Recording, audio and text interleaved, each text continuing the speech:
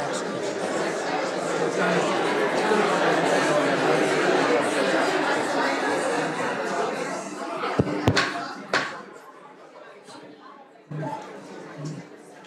afternoon. I'd like to welcome you to the May 9th, 2017 Everett Public School Board of Directors regular meeting. This meeting is hereby called to order. We have a full house tonight and we have a full agenda, so we're going to get underway right now. If you could please join me for the Pledge of Allegiance. I pledge allegiance to the flag of the United States of America and to the republic for which it stands, one nation, under God, indivisible, with liberty and justice for all.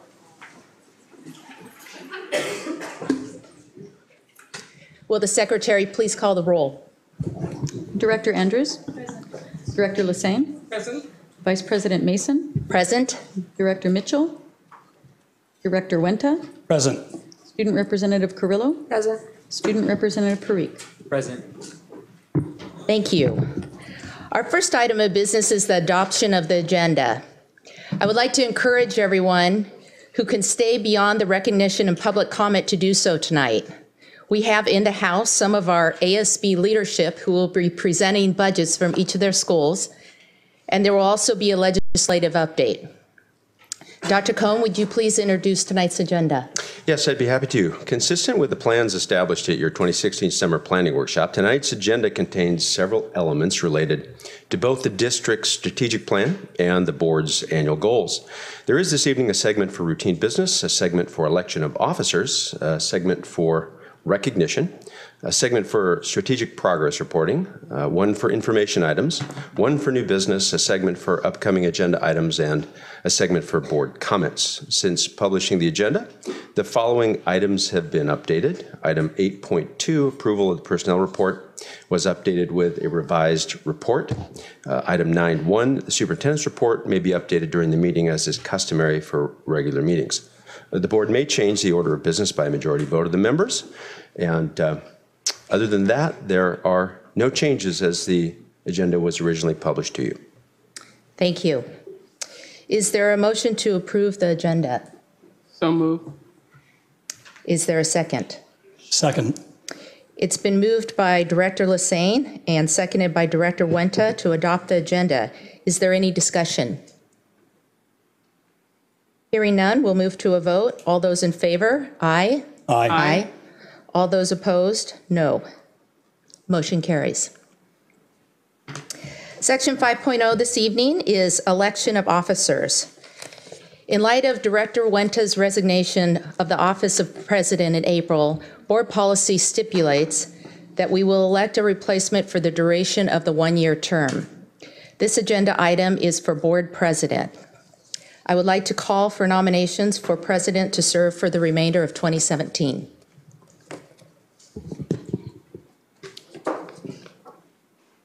I'd like to nominate Caroline Mason. Second. Just calling for nomination. Are there any other nominations? Hearing none, is there a motion to close nominations? So moved. Is there a second? Second. All in favor of closing nominations, say aye. Aye. Aye. Opposed? The nomination for president is closed. Recording secretary, please proceed with a roll call vote. Director Andrews? Caroline Mason. Director Lassane? Director Mason. Vice President Mason? Kind of awkward, but Mason. Director Mitchell? Director Wenta? Director Mason. Thank you. At this point, we have a vacancy for the position of vice president. I would like to open nominations for the position of vice president. Are there any nominations? President Mason, I would like to nominate Director Andrews for vice president. Are there any other nominations? Hearing none, is there a motion to close nominations? So moved. Is there a second? Second. All in favor of closing nominations, say aye. Aye. All opposed, no. The nominations for vice president are closed. Recording secretary, please proceed with a roll call vote. Director Andrews? Equally as awkward. Director Andrews. Director Lassane? Director Andrews. President Mason? Director Andrews. Director Wenta? Director Andrews. Director Mitchell? Okay, then that closes nominations. We will now move on to section 6.0, recognition, my favorite part of the evening. We are delighted to have 6 of the district's 26 schools qualify among the state's top performing schools, based on statewide assessment data for the past 3 years. I might note half of this year's winners have earned this award before. Tonight, I believe we have Mr. Fleckenstein and Sally Lancaster and Joyce Stewart presenting. Good evening. So, like you said, Garfield Elementary is receiving an award this evening, and it is based on their statewide data for the past 3 years. So at this time, I'd like to invite Monique Bean, principal of Garfield Elementary, to join me. And I think this is her 3rd time she has visited us this school year and Garfield is being recognized. So Garfield is being recognized for students' growth in English language arts. So some of you know that the mascot at Garfield is a tiger, and I asked Monique to bring a little tiger, but she forgot, so I'm going to have you pretend this is a tiger and you're holding it for me. There's a reason you're doing that, so you can answer my email while you're holding that too. So the Washington's Achievement Award shines a light on the best practices that are making success possible at individual schools. So I want to highlight 5 of those best practices and how they relate to the symbolism of a tiger. That's your tiger there. You got it, Monique? So a tiger takes action and is determined. When the Common Core State ELA standards were introduced, the teachers at Garfield took action and were determined to learn them well. As a result, they possess a very deep understanding of the Common Core standards, and their units are standards aligned. A tiger symbolizes passion. The staff at Garfield is passionate about making school the very best part of each student's day, and that includes making sure students have food on the weekends, shoes to wear, and simply having fun at school. A tiger is focused. Staff members know students' literacy strengths and challenges. Literacy instruction and interventions align with students' strengths and struggles. A tiger is silent and independent. Silent and independent reading are key components of a balanced literacy program at Garfield, and you can see that from the time you arrive early in the morning until you leave for their after-school programs. And finally, a tiger symbolizes perseverance and beauty. A literacy growth mindset is part of the culture at Garfield Elementary School, and staff members are absolutely beautiful individuals working together to make our students' lives better. So I would like to have everyone in the room join me in congratulating Ms. Bean, the students, the staff, and their families at Garfield Elementary.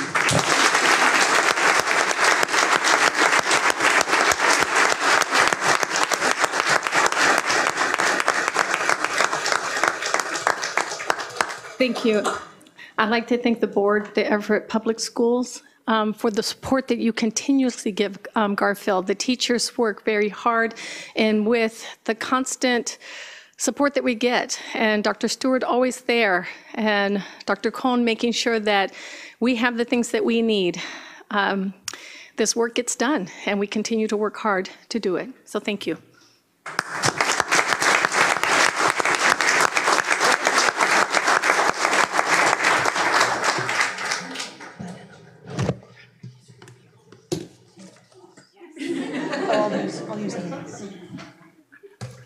Are we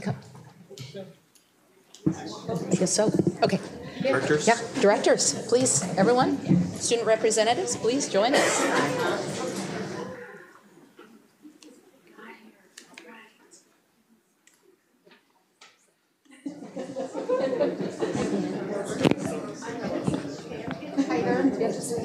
Sideways. Pam, where are the certificates?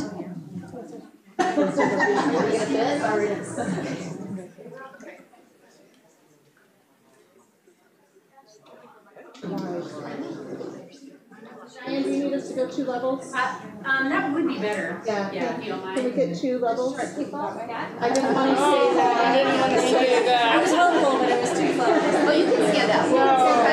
Yeah. Come next here. Yeah, I'm tall. Just make sure everybody can see.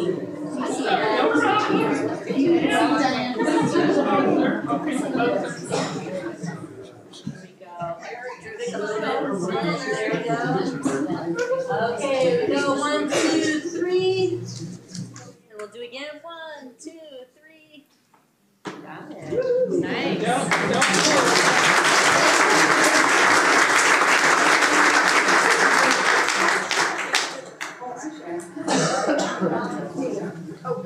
Another one. Doing another one. Okay. On behalf of Everett Public Schools, I'd like to recognize Garfield Elementary with the 2016 Washington State Achievement Award in Special Recognition English Language Arts Growth. Thank you for your dedication to the district.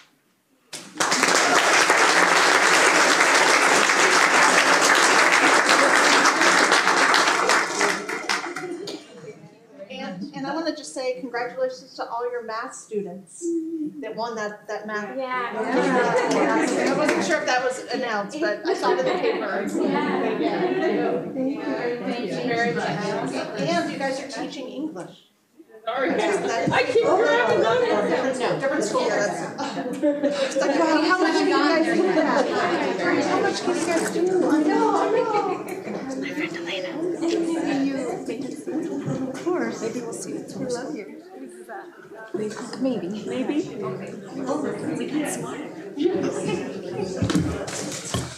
Tracy, could you quickly sign?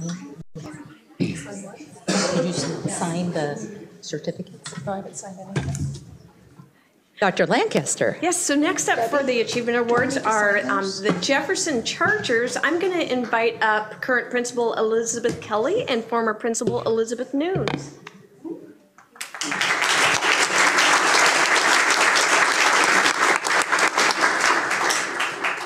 I didn't ask you to bring a stuffed animal because those Chargers are not quite as cute and cuddly as a tiger might be. But they are, you taught me this, they're stubborn and they're persistent and they charge forward and work really, really hard. So Jefferson is being recognized for the category of English Language Arts Growth. And the Washington Achievement Award really allows us to shine the light on the best practices that make the success possible for Jefferson. And so the practices being utilized by the Jefferson staff that I'd really like to emphasize today. The staff is charging ahead with building a culture of reading through book talks and the birthday book program started by Principal Nunes. They are effective with their LAP reading interventions aimed at remediating reading difficulties and getting students to move out of the LAP program because of their success. There's intentional training and implementation of close reading strategies. And there's a reading lesson study cycles with grade level teams that was led by the reading specialist. And then they've had a very intentional practice, teaching practice of how to do close reading and structure written responses to reading by citing the evidence. So they've been very intentional about that, and that's what they cite their achievement growth to. So special thanks to Ms. Nunes for building a strong foundation for success at Jefferson, and congratulations to Ms. Kelly and the entire Jefferson staff, students, and families, and we want you to continue this charge ahead.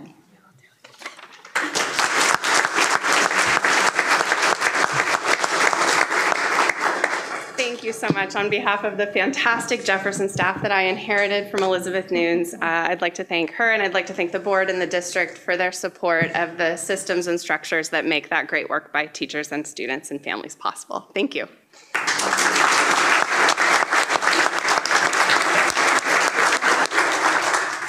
Can you invite your staff up if folks are here? I'm sorry. Okay, board.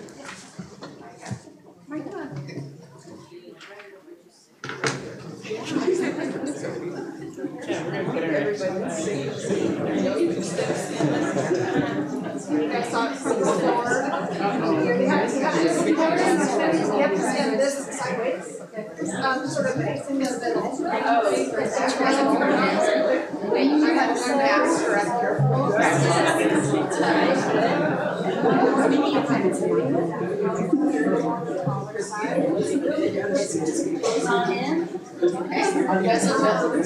that good? Okay, and then we'll be turning to, on behalf of Everett Public Schools, I'd like to congratulate all of you on the 2016 Washington Achievement Award and Special Recognition English Language Arts Growth. Thank you very much for all of that. Thank you.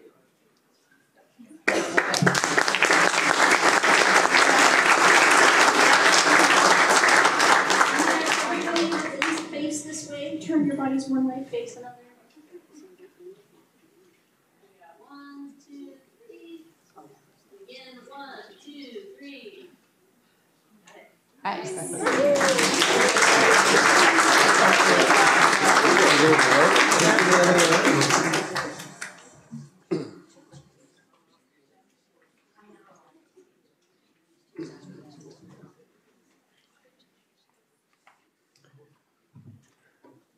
Okay. All right, well, it's a terrific evening for sure to celebrate 4 of our South Region schools. And while I'm probably not going to use personification like Dr. Stewart to exemplify my 4 South Region schools, nonetheless, it is quite an honor to have them here and recognize for the Washington Achievement Awards. So to begin, I'd like to have Cedarwood Elementary Principal David Jones and his staff come on up. And David. I'm right here. I need some extra moral support. There's a lot of people to talk to tonight. So the Cedarwood Seawolves have earned recognition in the performance categories for overall excellence, high progress, and special recognition for English language arts growth. And consistency and use of best practices is a foundation that Dr. Jones and his staff had laid, not just in the last 3 years, but in many, many years, going on 8 or 9 years now, I believe, for their Washington Achievement Award success. And Dr. Jones shared with me the work that he's been doing here with his staff these last 3 years, which includes high levels of tight team collaboration, 3 years of deep study as a staff on the Common Core state standards progression, teaching their students the skills to be active learners, proactively partnering with parents in their child's learning, and using the SBA interim assessment and their tools for growth. So congratulations, Dr. Jones and your staff at Cedarwood Elementary for your dedication to kids and to continuous school improvement. Well, thank you.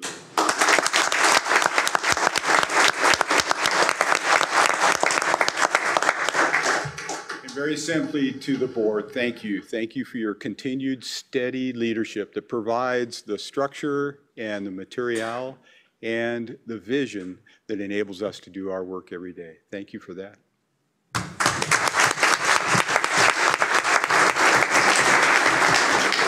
Can you call your staff up?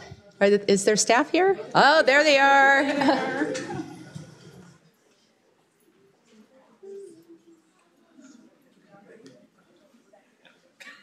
Do you want to put your purse right here? Oh, sure.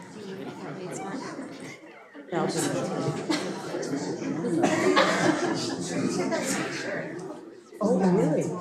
So I'm going to ask this side this way. Yes. We have 2 rows. So come in and be the front row.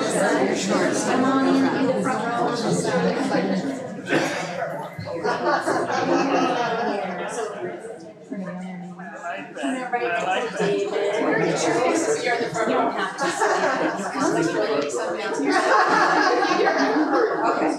Okay. On behalf of Everett Public Schools, we would like to congratulate you on your 2016 Washington Achievement Award in Overall Excellence, High Progress, and Special Recognition English Language Arts Growth. Thank you very much for all of you.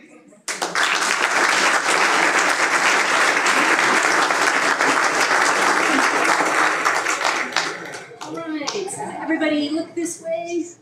1, 2, 3. We'll do another one. 1, 2, 3. Thank you.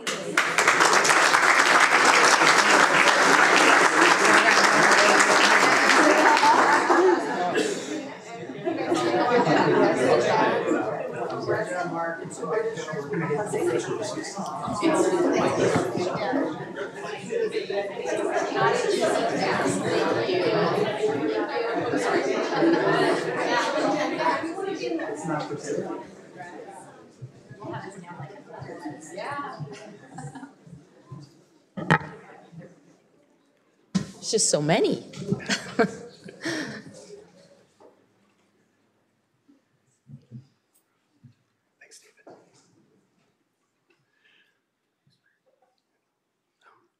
Well, our next South Region school that we'd like to honor and celebrate tonight for their Washington Achievement Award is Forest View Elementary. If I could have Principal Larima come on up. And Holly Martinez, if you're here.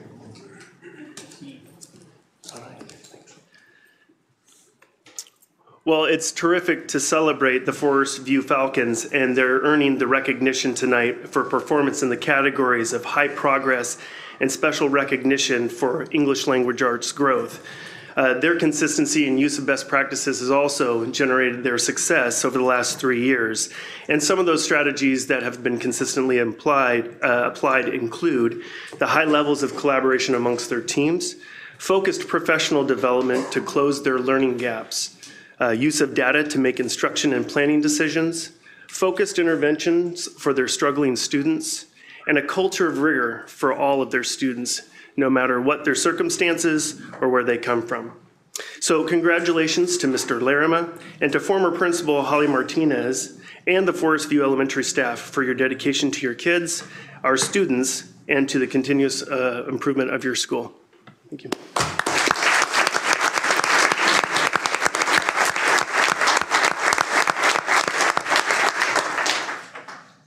I just want to echo what you've heard before. Thank you so much for your support and leadership, and thank you for this opportunity to come alongside Forest View this year and to have the honor of recognizing the staff and Holly for their hard work over the past several years and the students and their sustained excellence. So thank you very much.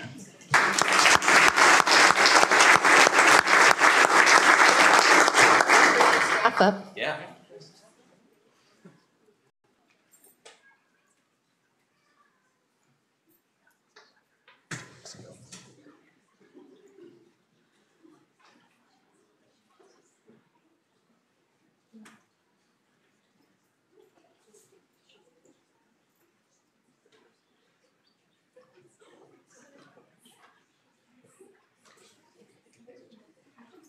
Probably need 2 rows. 4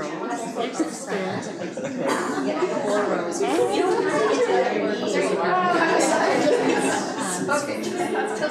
can get to half of everyone.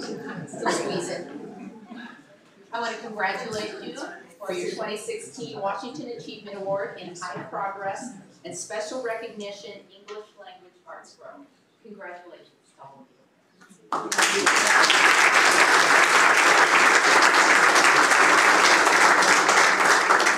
Okay, everybody look over here. We have 1, 2, 3, and again, 1, 2, 3. Okay, nice.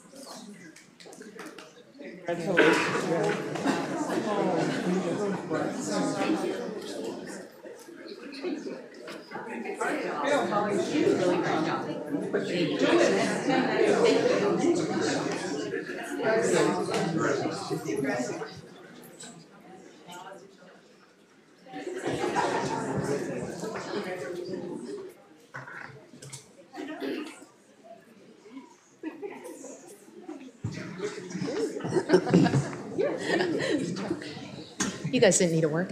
Oh my gosh. Just jump up and text. Oh, you bet. Okay. Well, I'm very glad to have Shelley Patillo stand up here with me and to celebrate Gateway Middle School's Achievement Award this year. And they're based on the past 3 years of their students' performance. And specifically, the Gateway Guardians have earned this recognition for their performance for high progress and special recognition for English language arts growth.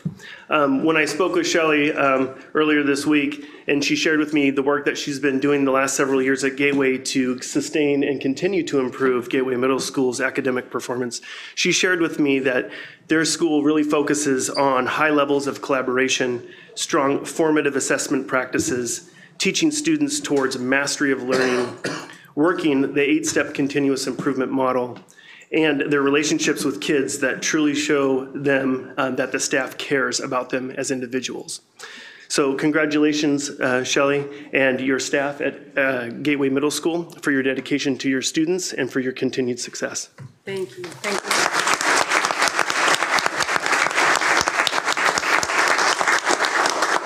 I'd like to say thank you and take this opportunity to say thank you for having us here today and the opportunity to just share with you what an amazing group of people that I'm blessed to work for. So I know that I have some of them in the crowd. So if I could have some of my Gateway representatives come on up here. I've been very honored to be able to stand in front of you as the face of Gateway numerous times. But these people are really the work behind the scenes that make these moments truly possible.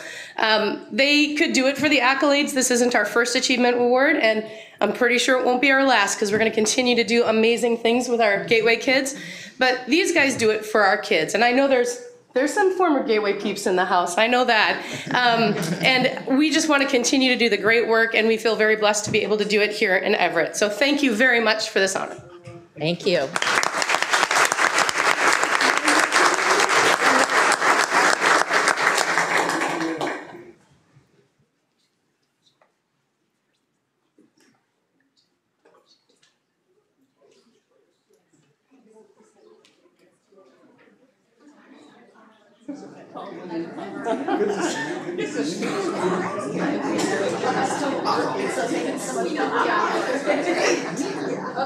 On behalf of Everett Public Schools, we'd like to congratulate you on your 2016 Washington Achievement Award in High Progress and Special Recognition English Language Arts Growth. Thank you very much. Thank you.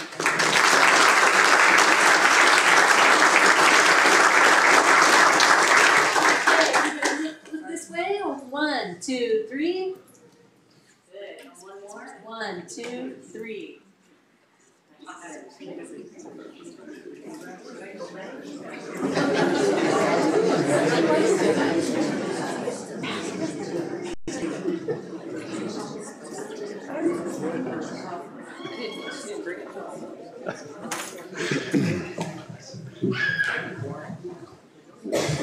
No. Hi, Larry. Hey, how you doing? Good. It's good to see you. Thanks for coming up. Yeah. All right, and for our final South Region school that we're honoring tonight for their Washington Achievement Award is at Mill Creek Elementary and Principal Brenda Fugelvand. And the Mill Creek Cougars have earned recognition for their work in the performance categories for overall excellence, high progress, special recognition for ELA growth, and the GAP Award. So significant work that they've done to close their achievement gaps. And that is my favorite of all of them, by the way. So just to throw that in there. So the consistent use of best practice is how they've created this foundation for success. And when speaking with Brenda, she shared with me that consistent work that they've been doing at Mill Creek, which includes the use of nonfiction text to teach reading, their building-wide work on math fluency, alignment of K-5 instructional strategies in English language arts and math, their team collaboration and how they continue to work more and more intimately together to serve every student. And then finally, the use of their pretest data for student interventions before those students take summative assessment measures. So congratulations, Brenda and the Mill Creek Elementary staff. What a phenomenal job you've done. And I'm very proud to be working with you. Thank you. Thank you very much.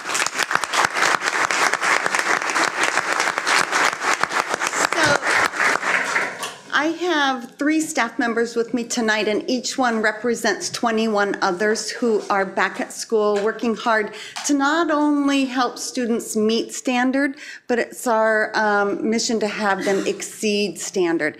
And when they don't, we all wrap our arms around them and get them back on track. And we're lucky to do it in an environment where we have fun and sing songs, and in a district where all we have to do is make a phone call and we're supported. So thank you very much for that.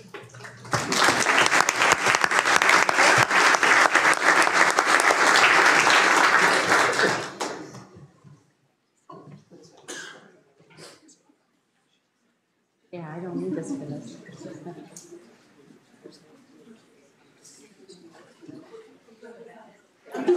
I am. Okay, last but no less important, we'd like to congratulate you on your 2016 Washington Achievement Award for Overall Excellence, High Progress, Special Recognition, English Language Arts Growth, and Closing Vision.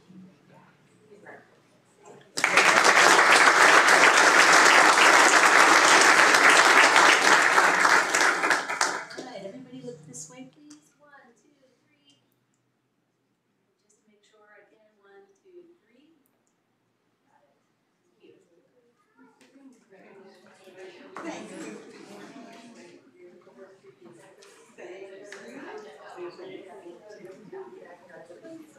You gotta sing those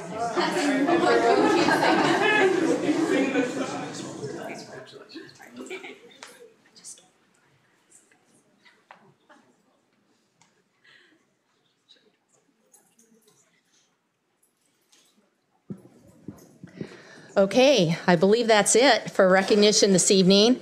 I would like to say before we move on, although recognition is one of my favorite parts of our meetings, tonight is extra special because it really represents the work that all our teachers do to ensure that every student is successful. And I know there were 6 schools here, but I know it happens in all of our schools every day. So thank you to everyone.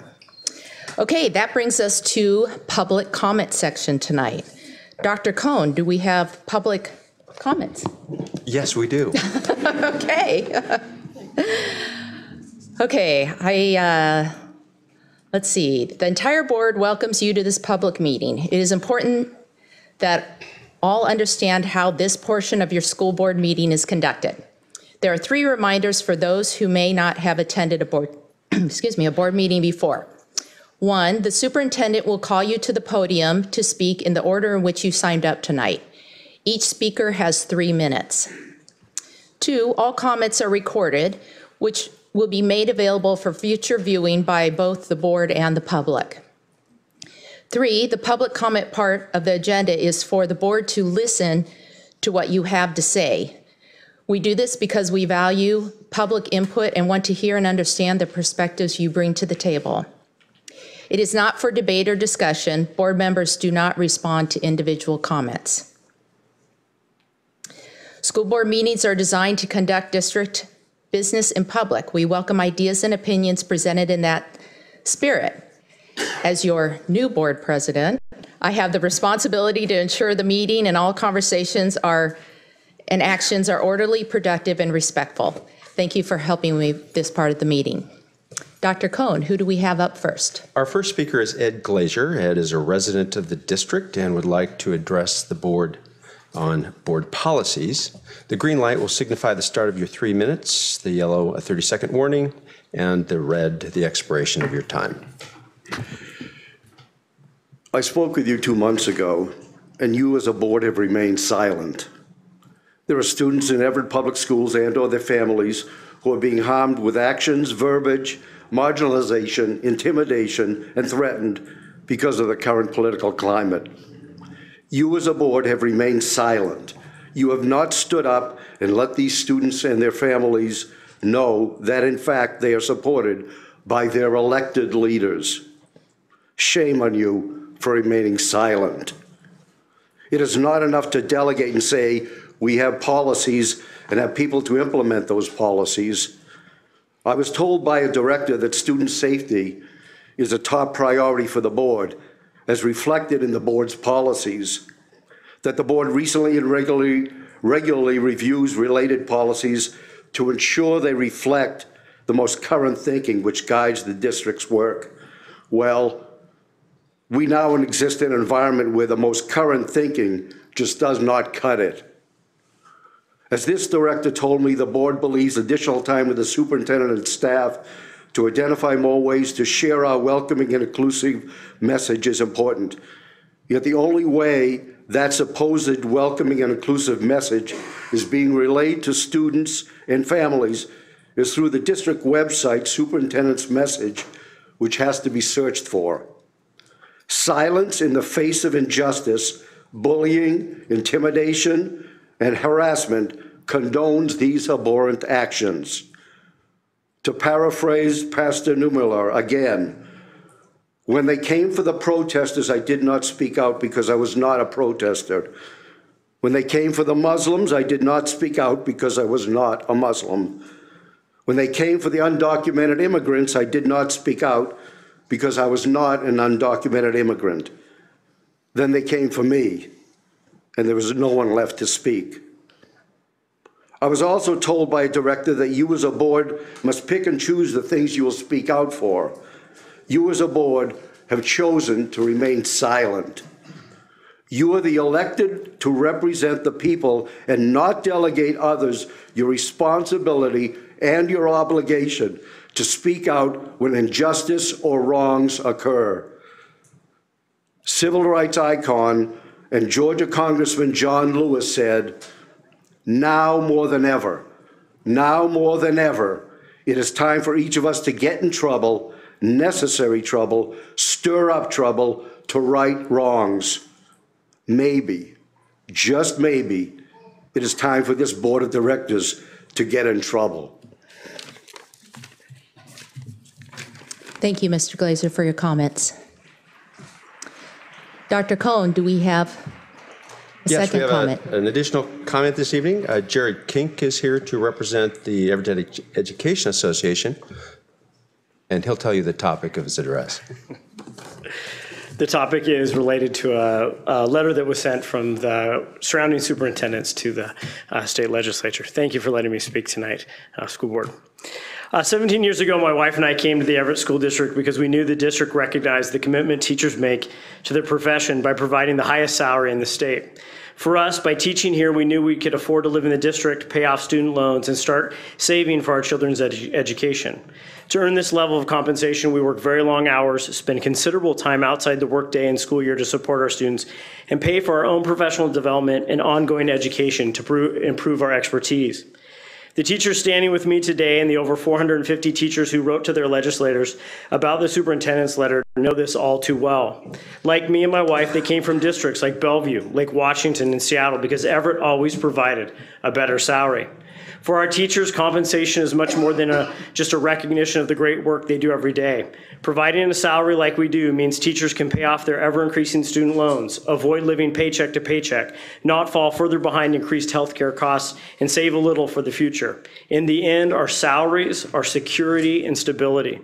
Over the last 17 years, I've also had the privilege to represent Everett teachers on the negotiating teams. After looking back at those contracts and the surveys that we conduct with those teachers, a small salary increase has always been the top priority for teachers and has always been honored in the settlements we have reached collectively together. Again, our contracts have added to and reinforced the security and stability teachers have come to expect and value from the Everett School District.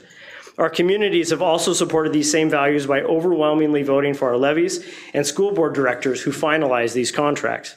Unfortunately, in our opinion, the letter the superintendent signed and sent to the legislature threatens not only the security and stability our teachers rely on, but also decisions we make together here, locally, for the best interests of our teachers and students. We could debate what basic education means, what guardrails and bumpers look like, or what spending 85% of the budget on salaries looks like in Everett. Instead, we here should be discussing what values we share together and promoting those to the powers that be. We should be screaming to those in Olympia to finally fully fund our schools, and in doing so, let us determine how best to spend those funds. Any constraint, bumper or guardrail, limits our shared ability to do what we know is best to solve problems unique to our community. Additionally, any further limitation to the pool of resources in which we draw from only undermines our efforts on how to best meet the needs of those in the district we serve. Lastly, we must have the ability to collectively bargain with sufficient resources if we want to attract and retain the best to be the best. From the awards given tonight, we're doing a hell of a job. So we need to move past the sense of betrayal our teachers felt when the superintendent's letter was sent and not be fighting between us here, but instead fighting Olympia for what is best for us. The EEA represents 1,100 teachers, and they request the Everett superintendent rescind our signature to the letter, and together the district and association agree upon a common statement of shared values regarding fully funding our schools that we can communicate to the legislature. We need to do this united and collectively because the only way we've ever truly been successful. Thank you. Thank you, Mr. King.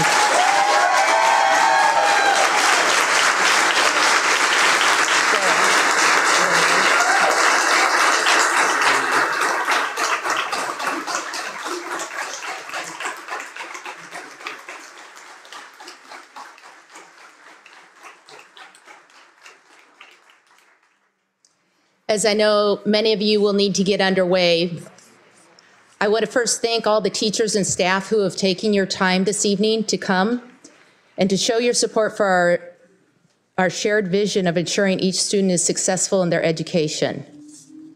As Mr. Kink mentioned, this success is most often found when we work together to produce best outcomes. Not unlike what we hope to teach our students in the classroom, collaboration and communication are essential in this process. I might also note there is much work still to be done, and there is much undecided in our legislature. We hope in the coming weeks that provides us with some direction forward and helps reduce the uncertainty we are all experiencing. We appreciate your input and we understand your concerns. Thank you for coming tonight. And with that, we move on to our consent agenda. Dr. Cohn, would you like to introduce the consent agenda I'd be tonight? happy to. The board's consent agenda contains repetitive business items. These include, for example, meeting minutes, personal actions, expense vouchers, and recurring contracts. Sometimes the consent agenda will include items that occur less frequently, but are of a routine business nature. The less frequently occurring consent agenda items are usually reviewed by the board in its Friday report, 1 or more weeks before the board meeting when those items are scheduled to appear on the consent agenda.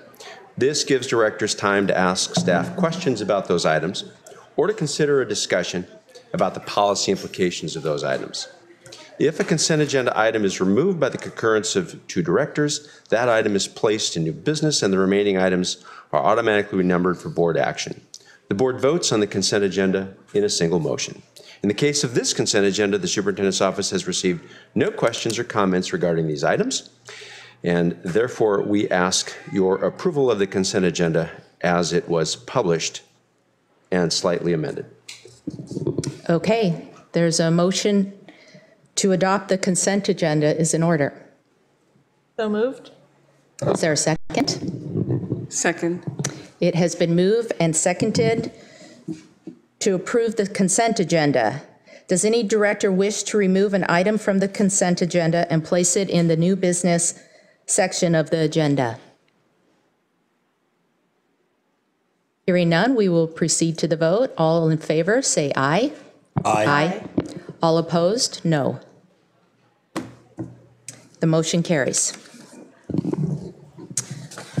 And that brings us to the superintendent's report. Dr. Cohn, please share your updates. All righty.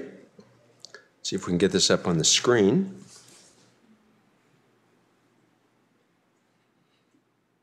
Very good. Tonight, we've got several sections to the superintendent's report, and because of a lot of the activities within the district, it's a little bit longer than we typically like, but I'll try to push through it as quickly as I can.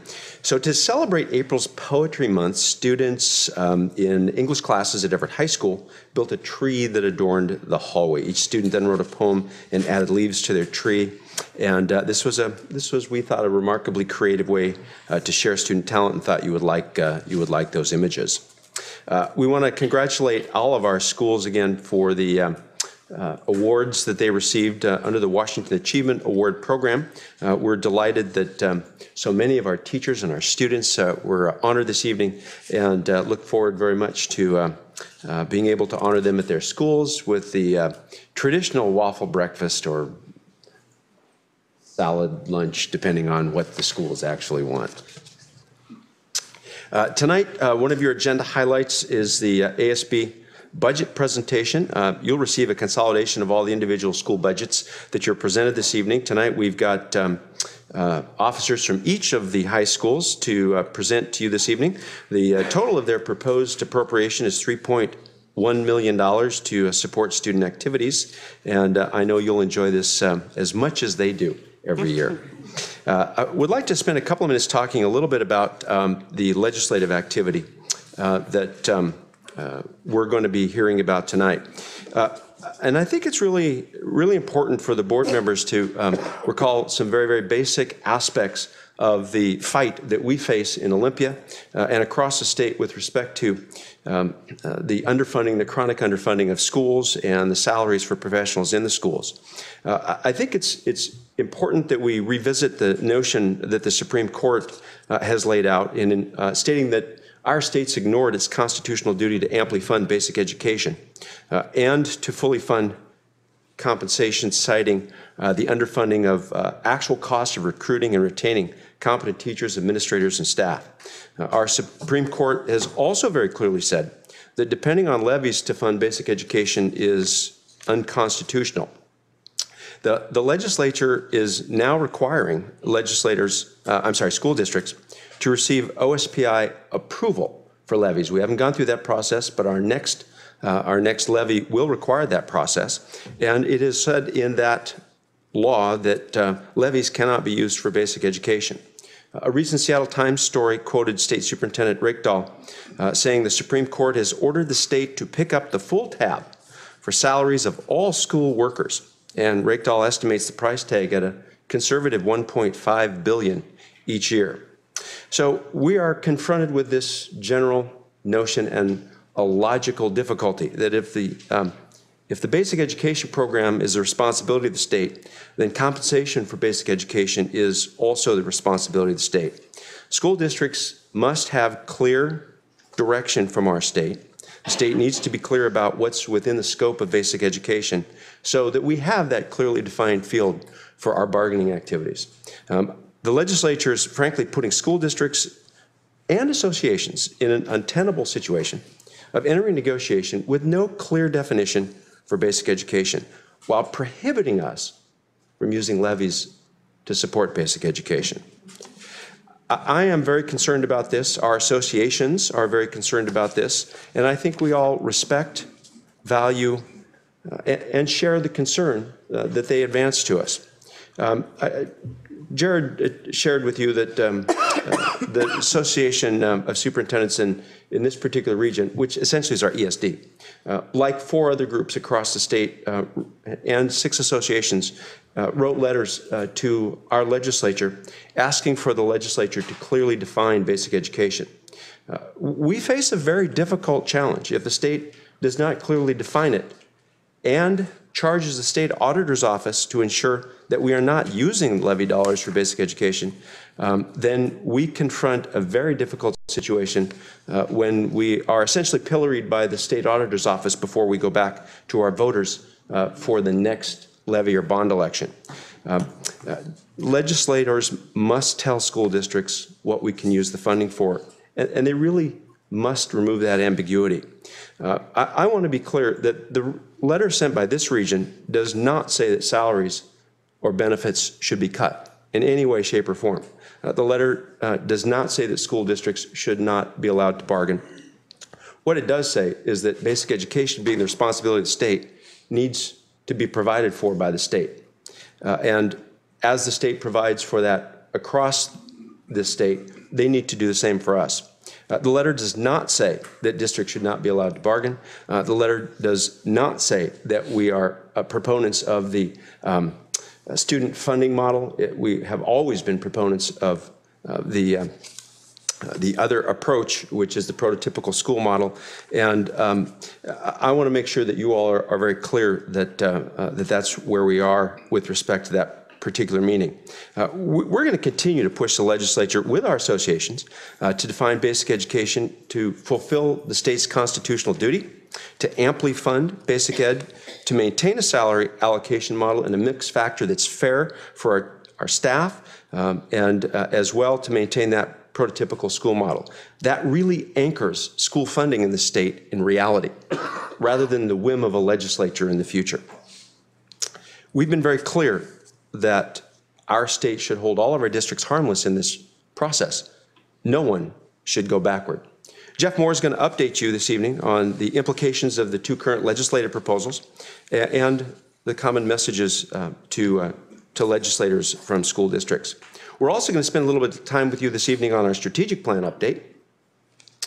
The board's going to be presented with some proposed adjustments to that strategic plan, which we hope will provide some greater clarity and a bit more focus on some of our key performance outcomes. particularly with respect to college, career, and life readiness. This evening, you're also going to receive first reading on an adoption of secondary English language arts intervention instructional materials. A group's been working since November on this project in accordance with our policies and procedures, and I think you're going to be pleased with what they present to you. We have a little bit of good news to share with you. Our Garfield math magicians received a medal on April 29. They participated in a math Olympiad, and 21 fourth and fifth graders from the elementary school traveled to Lake Stevens for that math Olympiad. The team won 2 medals for outscoring 18 other teams on long problems and short problems, and we're very, very proud of them. A little bit of additional good news, U.S. News and World Report recently named Cascade, Everett, and Jackson High Schools as among the top 50 high schools in the state of Washington. We're very, very pleased about that. I will note that the IB schools data was not submitted. That may have had some effect on how rankings occurred. Nevertheless, we'll take a top 50 rating anytime we can get it. We're very, very pleased with their performance and very proud of that recognition. We had a high school art show here in the CRC very recently. Jackson High School senior Rebecca Strom earned a visual art scholarship as part of that activity. A Jackson High School 10th grade student, Heidi Kim, earned the Superintendent's Choice Award, and her picture will be displayed in the Community Resource Center along with the other superintendent's awards. The Everett Public Schools Foundation Visual Arts Scholarship awards a high school senior for excellence in visual arts, and Heidi was also the recipient of that award. And we thank our foundation for supporting that really fine art show, as well as all the other fantastic projects in the district that they support. This is Teacher Appreciation Week. Schools are showing their thanks for our teachers across the district in a variety of activities. The photo on the left shows Woodside Elementary as part of their week of celebration. The PTA celebrated teachers with a Thanks a Latte Day. And then we've got a variety of other activities going on across the district, and we all want to add the thanks to the wonderful staff, the outstanding teachers that we have in our Everett Public Schools. The district also received a safety award. We were named a 2017 Rave Trailblazer Innovator. That electronic system that we use on our phones for calling emergency services is called the RAVE system. And we partnered with a number of agencies in our community on this project, including local law enforcement, first responders, and the 911 folks, Snowpack and Snowcom. As a result of the implementation in the southern region, RAVE is now in all of our district schools, and we're very, very pleased with the growth of that program. This past month, on the 29th, actually, we hosted an early learning symposium. Over 110 attendees representing community and business and city and staff, as well as elected officials, came together to learn more about the latest brain science regarding how children learn and the powerful benefits of investing in early learning. It served as a way for our community to exchange ideas and knowledge and to identify actions and provide us advice with respect to the direction we should proceed in a way that provides the greatest benefit to our youngest learners, and frankly to close the opportunity and performance gaps that we find in our schools. We've held 5 community input opportunities at our middle schools, and the focus has been on enrollment growth in the district. I estimate that there were approximately 200 people who attended. The most recent event was at Gateway Middle School, and I personally counted 74 people, including kids and not including staff, who attended this event. And I think we've made some progress following on the event that you all held by way of a work session at Jackson High School with a number of community members looking at optimal size for high school, opportunities for alternatives to building a 4th comprehensive high school. And that information is being shared with the community in these sessions. And I suspect that you'll continue to receive communications from folks who are feeling very strongly about some of the options that are available to you, to all of us, frankly, in moving forward with an enrollment pattern that will, by every indication, continue over the next few decades. We wanted you to know that our transportation program received a 100% efficiency rating. Last year, we received an 84% rating. OSPI uses a statistical process and a system to do that, and we feel pretty good about the efficiency and effectiveness of our transportation program. We're very, very pleased that our operations were tuned up a bit and after this last rating, and we're able to receive this 100% rating. We want to congratulate our transportation team. You may recall that a couple of the folks over at the team won some national awards fairly recently for their outstanding performance. I wanted you to be aware that we're going to be participating in the Governor's Summit on Career-Connected Learning. We're going to be a regional host on May 31st here at the Community Resource Center. It's sort of an extension of this statewide activity and the type of a project that we've been involved in across the state with our STEM teams in growing the programs and involving a variety of business members. If any of you would like to come, you let us know, and we'll be happy to enroll you in that activity. We want to recognize and thank our Forest View Elementary School PTA. They provided a gift to Forest View, $11,903 for playground equipment accessible by kindergarten and life skills classes at Forest View. And we want to provide a thank you and a recognition for our View Ridge Elementary PTA, which has provided a $6,000 gift to fund student enrichment activities beyond what the district provides, such as certain kinds of field trips at View Ridge Elementary School. Wanted you to know that North Middle School has completed the value engineering process. Value engineering is required by OSPI for the state construction assistance program funding, and we're delighted that we've completed that process. In addition, a conditional use permit for elementary number 18, the new elementary school, is ready for submission to the county pending a traffic analysis, and staff estimate that submittal will happen in about 2 weeks. We have received a notice to proceed to the contract. I should say a notice to proceed has been issued to the contractors for the Gateway Middle School roof and mechanical upgrades project. And so those are three pretty significant milestones in our construction activities. Last month, school visits included a number of elementary schools for Summer Reading Award winner recognitions. Of course, I had an opportunity to spend some time at Evergreen for the Early Learning Symposium and the community conversation at North. Was able to attend The Little Mermaid at Everett High School, and I'll tell you, it's one of the finest productions I've seen in about 36 years of this work. We also had an opportunity to spend some time with students at Sequoia High School for the Rotary Avid Walkathon. Community visits were pretty substantial again this last month. Everything from meeting with some community members with the foundation in some cases, to hosting an African American family conversation, to working with some Boeing folks on the district's progress, to meeting with the Office of Neighborhoods Coordinator in the city of Everett. I was able to attend the Communities of Color Coalition conference on race and a leadership luncheon honoring a number of our DECA students and the work that they're doing along with their advisors. We were honored by a captain, a United States Navy retired captain. You're going to love this. His name is Captain Kidd, and he met with us to recognize us for our support of our Guard and Reserve staff. You can see a number of additional meetings, including a visit by our Kent School District colleague who's interested in some of the continuous quality improvement work that we're doing. And a couple of us also attended the Human Services Breakfast that honors Bob Druhl and the work that's going on in our county.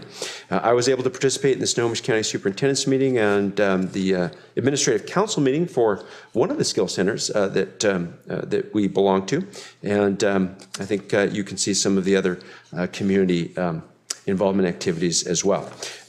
You have a special school board meeting coming up on the 16th, and that is, as I recall, superintendent evaluation. It's the third evaluation meeting for the year, and then you've got another regular school board meeting on the 23rd of May. That concludes the superintendent's report for this evening. Thank you very much. Okay, take a breath. That was a lot.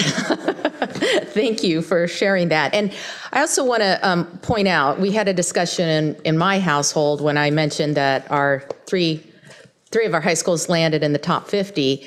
There are over 1,000 high schools in the state of Washington, I think close to 1,100. So That's pretty high up there. That's pretty, yeah.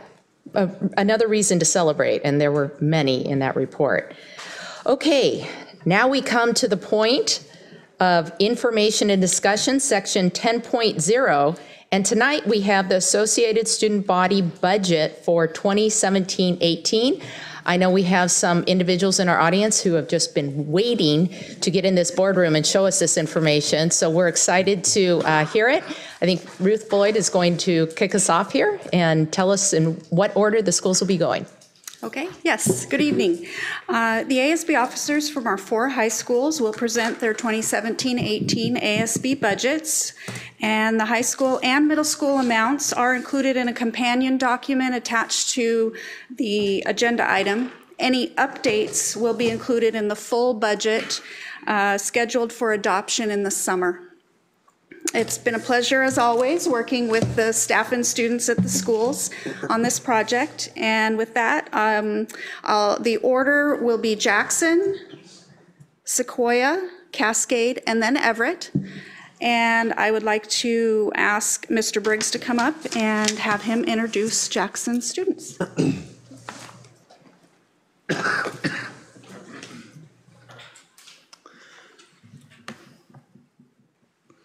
Good evening, members of the board. It's my honor to introduce to you all the, Jackson High School's hardworking and dedicated ASB officers who will be sharing our ASB budget presentation.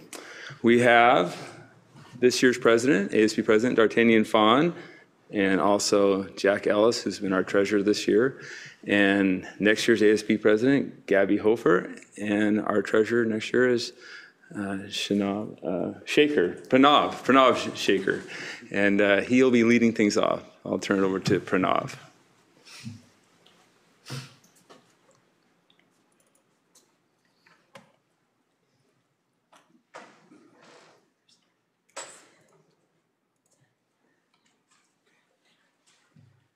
So to begin, our objective for today is to present for the board's approval for our 2017-2018 ASB budget. Within this presentation, we'll be covering next year's budget, including revenues and expenditures, and then a breakdown of both of these.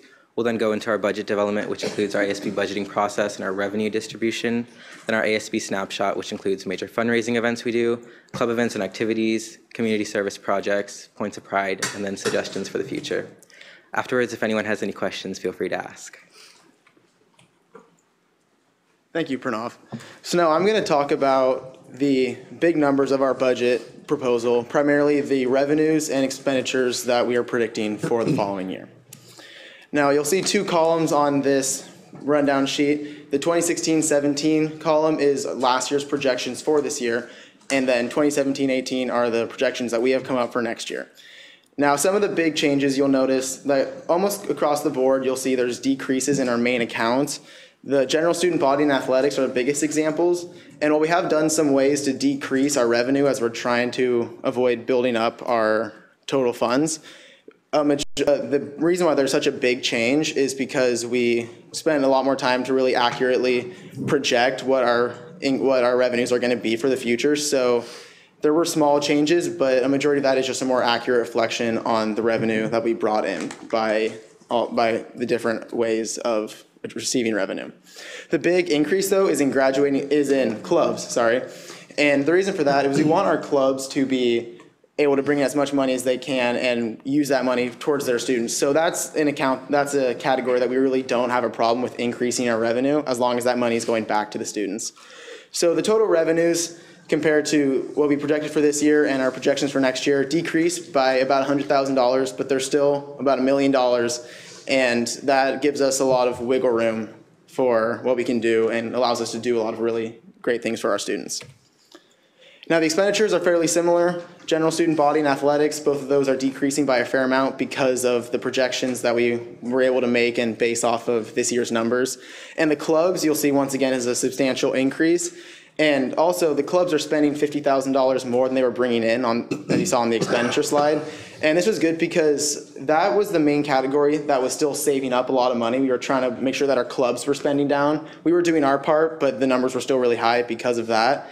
And with the club spending so much more than they were bringing in short term, and that's really good. And long-term, we want to make sure that they're able to have a sustainable balance. Now, the expenditures overall are slightly less, but you'll see the projected ending fund balance is almost identical for the 2 years. And while we're trying to make sure that number is dropping, it was a good start in the right direction from how we've been doing in past years. Now, this is a breakdown of the information that I just presented to you. And as you'll see, the clubs make up a larger portion of our expenditures. And another reason for that is when clubs come in, and when D'Artagnan's going to talk about our budget, how we distribute our revenue to different groups, we'll talk about how ASB will transfer money into those club accounts.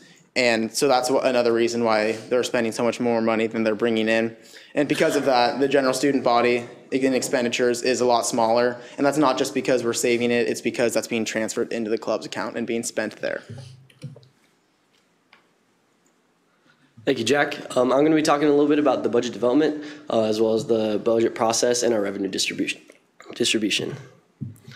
So the ASB process for the budget development, every club and every sports team will submit a budget request for the general reserve, and the budget request will include their expenditures, their revenue, and their current balance.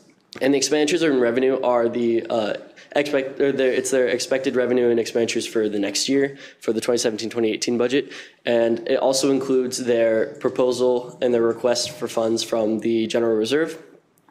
Our ASB officers, so us four, and as well as our advisors and a few assistant principals, will review the submissions and will either accept them or not accept them. Those that are not accepted, we will contact those clubs or sports, and we'll either email them, notifying them of the things, the questions that we have regarding their budget requests, or we'll schedule meetings with them to help alter and change their budget requests to help fit their needs and also fit our needs. And so once we get those changed, we'll approve those budgets, and then the budgets will be approved also by the assistant principals and the principal. And then these budgets will go through and we will present them to the Student Senate as well as our third peer representatives for approval. Next, I'm going to talk about our revenue distribution. So this is different from the ASB process for budget development. This is throughout the entirety of the year. Clubs and sports will come in and they'll contact our ASB secretary, usually through email, to schedule a general reserve transfer proposal. And most of these proposals will be either for equipment or for a competition. And then we'll schedule a meeting, and the club officers or the sports captains will come into ASB along with their advisors or their coaches, and they will present their proposal, giving us their reasoning for why they need this fund or why they need these funds. Afterwards, we will discuss the pros and cons of whether to approve, decline, or edit this proposal. After we've made our decision, we can also, when we alter the decision, we want to make sure that we amply supply them the funds they need, but we set priorities based on safety and also necessity. And so once we've made a decision, it is reported to the ASB treasurer, and then it is going through to our student senate and our third peer representative meetings. And now here we have a breakdown of the revenue distribution. As you can see in most of the budgets, there's a decrease in the revenue distribution, and the main reason for this is because the numbers for the 2017-2018 column were based off the revenue distribution that the revenues that we received exactly from this year, and so they give a more accurate depiction of what the revenue will look like for next year, and so that's why they are a little bit different from the revenue distribution from the 2016-2017 year. And so in total, we'll be decreasing from $325,100 to $286,825. Thank you, D'Artagnan. I'll be presenting the ASB Snapshot, which will go over the major fundraising events, club events, and activities and community service projects. Some of our major fundraising events revolve around our Big Four events. These Big Four events are hosted by our class officers, and then the money is evenly distributed between the classes. Some of the events are Matcha Volleyball, which is our boys' volleyball tournament, Jackson's Got Talent, which is our talent show, Father-Daughter Dance, which is our dance for elementary school girls and their fathers, and Mr. JHS, which is our boys' pageant. Other events are Voiceless, Shuttlecock Showdown, Hypnotist Show, and Spelling Bee. Some of our club events and activities are Oktoberfest, which is an event during Halloween where clubs and sports can hold booths for students in elementary school and their parents to come and trick or treat. And it's a good community service event that many of the community knows and likes to come to. Also, we have Battle the Bands, which is our talent show for our bands. This is hosted by our National Honor Society, and all the proceeds go towards the charity Housing Hope. We also have a club fair in September, which is during lunches, where clubs can hold booths during lunch, where students can come around and look at the booths and see which ones they're interested in.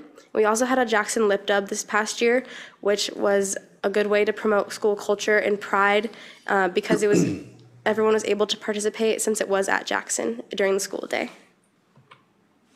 Some of our community service projects were our winter food drive and Munch Madness, which are our winter and spring food drives. These are very successful in that we have a lot of participation from our students.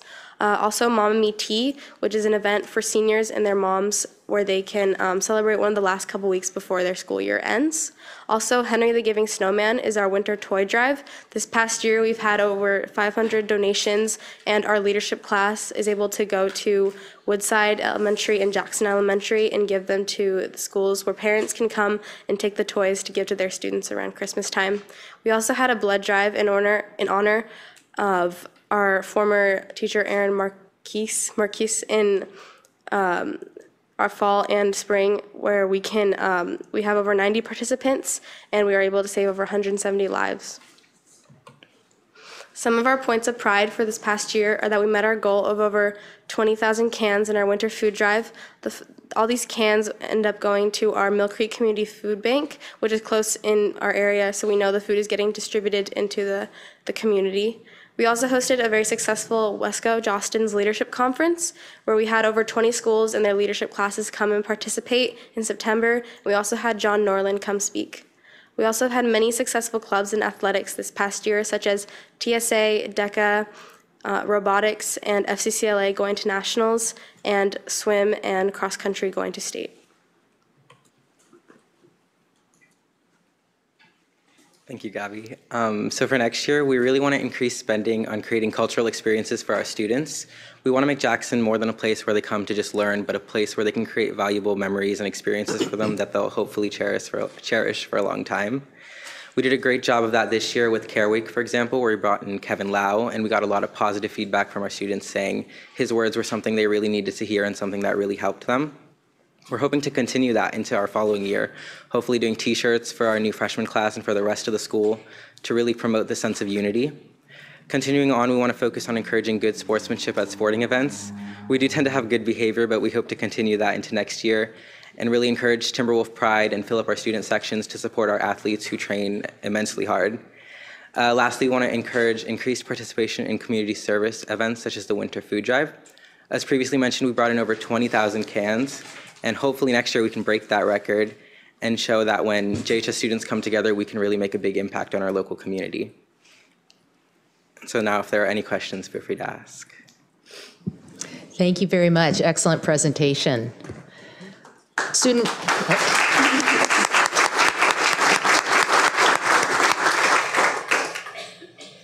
Do any of the directors or student representatives have questions for Jackson students? I have a question. I think we've asked this before, but you all tend to carry a what I think is a large fund balance. Do you have an explanation for that, since your revenues always seem so strong? So one reason for that is because our operating budget is over $1 million, you need to have some kind of safety blanket. That is a large safety blanket, but we want to make sure that if need be and clubs need money, we're able to support that for them.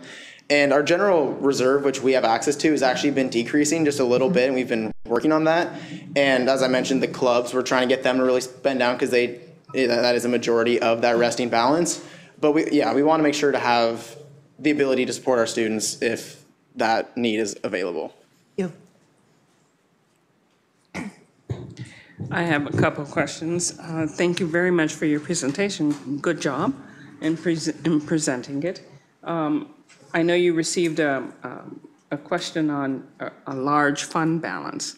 My question to you, as far as revenues that have gone up for each of the clubs, how are the clubs, other than that snapshot that you'd given, how are the clubs raising the funds for students? So the clubs, as well as the sports, they raise funds through their own personal fundraisers. These will be run through usually sometimes they'll run it through their what's it called? Their boosters, but it's run through their club account as well. And so one problem that we've had is when we ask clubs and sports to spend down their budgets, and they'll come and ask us why they should be punished for doing so well in their fundraisers. And so we asked them, we've related to them that they need to make sure that the money that comes in that year is spent on the students that year, just because they worked so hard to raise those funds, and so the funds should go directly back to those students. So that's something that we've been stressing this year, and that's something that we will continue to stress in the coming years to make sure that those clubs and sports spend down those budgets. I understand that. That works very well because there are a lot of kids that go and raise that money, and yet they hold tightly to it, and they can't then use it for for doing fun activities or other activities that they may want to do. So that's. And one of the reasons why that number was so large is our band department is usually about 40% of that large amount by our clubs. And they have some big trips they're planning for next year. I believe Carnegie Hall is one of those options. I'm not too confident about that, but I know they've done that in the past. But so that's why there's also such a big increase from last year, is the stuff that our band program is looking forward to doing. Any other questions? I don't have a question. I just have some comments. Great presentation, very impressive. Talking about your budget process and then analyzing the changes. That's it shows a real comprehension of the beginning to the end process. I also am encouraged by you giving back to the communities, specifically, local schools. I think sometimes we forget that there's need right in our own backyard, so that's very impressive. And lastly, I like your focus on moving forward and working towards, encouraging more involvement in school, making better sort of experiences for your students, and not just sticking with the status quo. So very, very good presentation. And good luck in the year ahead. So before we're done with this, I'm going to ask the budget director, please, the fund balance end of last year, fund balance end of the year before, projected fund balance this year for this high school, ASB. Projected fund balance at the end of the year this year, $909,000. Last year? I don't have last year. It was estimated during the budget cycle of 2016-17 to be $1,030,000. That's a really expensive trip. So we're going to need to bring that down. I think the board's been real clear that needs to come down. We don't need to be carrying $1 million from year to year in an ASB. Okay? Great. Thank you all very much for your time this evening.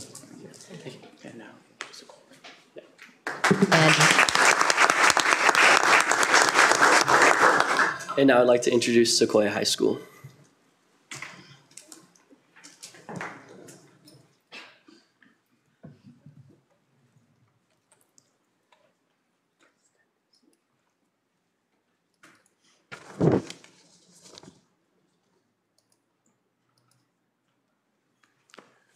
Good evening. I'm Jack Roy. I'm the ASB advisor to a wonderful group of students at Sequoia High School.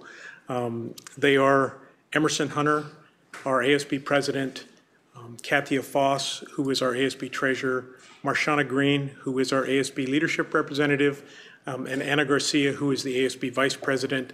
Anna was not able to be here tonight because of a scheduling conflict. So I would like to introduce this fine group of student leaders.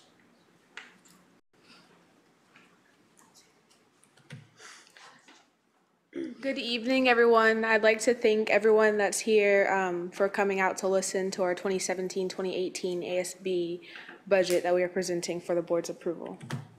Today we'll be following the format of the 2017-2018 ASB budget, the budget development, the ASB snapshot, and then we'll be following with questions. And I'll pass it to Emerson. All right, I'm Emerson, and I'll be presenting the 2017-2018 ASB budget. This includes our revenues, expenditures, and the revenue and expenditure breakdowns. Here you can see our projected revenues for our 2016-2017 budget and the 2017-2018 budget. We have based our new budget off of the projections for the 2016-2017 budget. For our new budget, we have decreased some of our predicted revenues. This is because we are trying to make our budget more realistic. While we still want to have the capacity to do things for our students and to generate revenue, we want our budget to be as realistic as possible. Here we have our projected expenditures for our 2016-2017 budget and our 2017-2018 budget. As you can see, we have greatly increased the funds available for our clubs. This is because in addition to our clubs at Sequoia, the Port Gardner Leadership Club funds also go through our ASB. We also want to have money available for the clubs if they should need it. These are the 2017-2018 budget breakdowns. As you can see, we're projecting an increase in revenue due to our student store.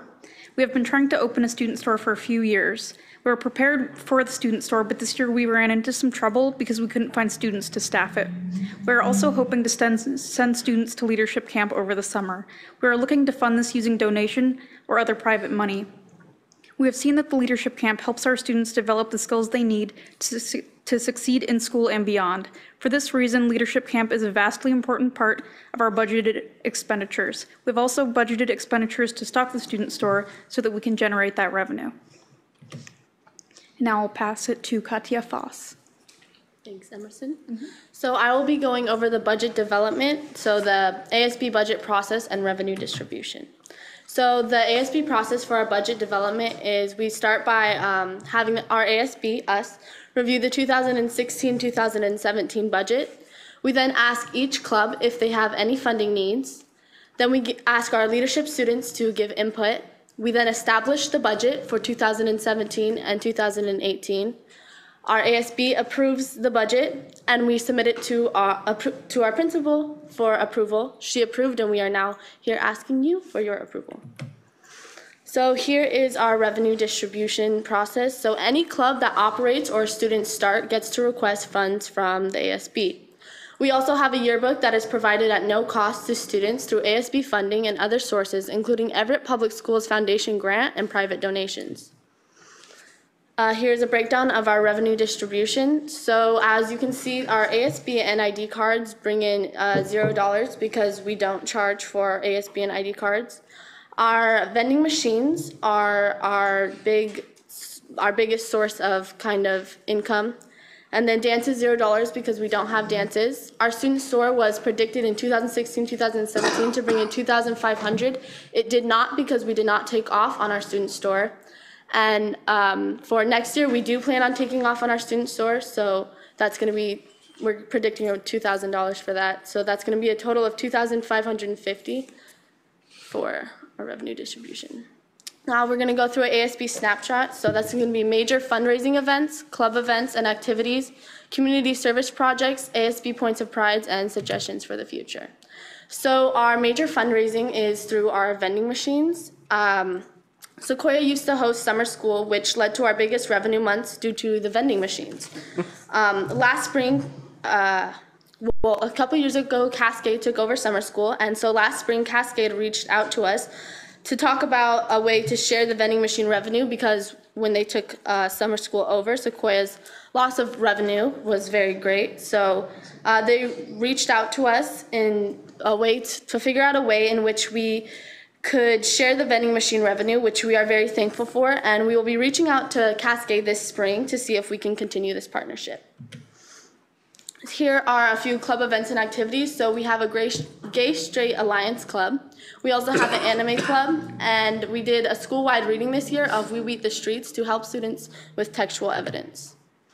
Here are some community service projects that students at Sequoia are very proud of. So this year we had a food drive which brought in over 2,000 cans, a blood drive where there were more than 21 first-time donors, a YMCA coin drive where we raised over $200, and we are very proud to give back to YMCA because they are a big supporter of Sequoia. And a few weeks ago, we hosted the Avid Rotary Walkathon right in Sequoia's front yard. Marshana? Here are some points of pride this year that we had. We had several family-style meals that included members from the district office, staff from Sequoia, students from Sequoia, and several community members. These include the Thanksgiving lunch, the Winter Wonderland breakfast, the We Are Lucky You Are student potato bar, and we also work with Kim to design and create original mosaic flower pot centerpieces for the Everett Public Schools Foundation benefit breakfast. And as with these flower pots, they are auctioned and the money was given back to the Everett Public Schools, as well as under other fundraising income that we have goes to the school. Suggestions for the future: we'd like to increase student involvement. Sequoia struggles because students graduate at various times all throughout the year, and we don't have as many clubs as other schools, and we don't have sports and dances and things like that because that's not where the students value their interests. We also would like to follow through with the student store. As they both mentioned before, we were not able to find someone that can staff the student store. That goes back to increasing student involvement. We'd also like to take off with the student wear completion. We've discussed Spirit wear, and due to financial discussions, we were not able to take off on that as well. We'd like to review the school constitution, and that would lead to the change in ASB election to semesters instead of the whole year to be more convenient for the students. Any questions? Thank you very much for the information. Directors and student representatives, do you have questions of the students from Sequoia? I actually just have a thank you. Because I serve on the Everett Public Schools Foundation as well as this position, when I was actually on the benefit breakfast planning team, Sequoia a few years ago had made pots like that for the foundation, and we auctioned them off, and it brought in a nice amount of money for the foundation. I don't know if it was shared back to you all, but those pots brought in, I believe, over $2,000 for the foundation that we are able to then give back out to the schools. So I am so thankful, and you can please share with all the students that made those, that as much as you were given, you gave back. And thank you so much for that, and great presentation. Thank you. Hello again. I had the pleasure of meeting with you for a student breakfast one earlier this year, and it's nice to see you again. I am just, great presentation, by the way. And I'm curious, what do you intend to sell in the student store?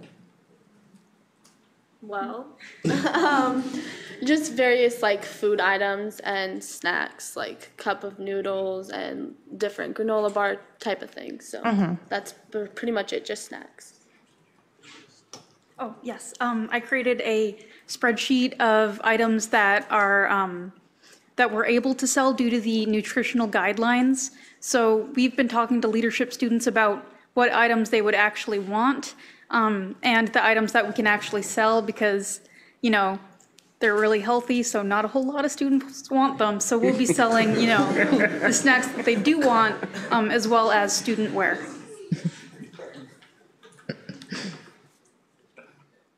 Thank you. I do want to make a comment. I appreciate your presentation. Very well done. Thank you so much for it. One thing I notice is I look back over my high school time and I think about my yearbook, because it kind of, you open your yearbook up and you see all, well, I don't know if now they probably put it in a computer, but I open up my yearbook and I can see all of the kids that I went to school with, and I can look back over memories and fond memories, and I appreciate that. And I am so glad now the yearbook is provided at no cost to the students, because I remember at one point in time, because of the cost, it was not available, and I'm so glad that now it is provided at no cost to the students. So thank you for coming to that conclusion and working with the district and working with the foundation, and, you know, to make sure we can get all those things, those memorable memories out to students as they graduate and leave high school. So that's good work. Thank you. Go ahead. A wonderful presentation.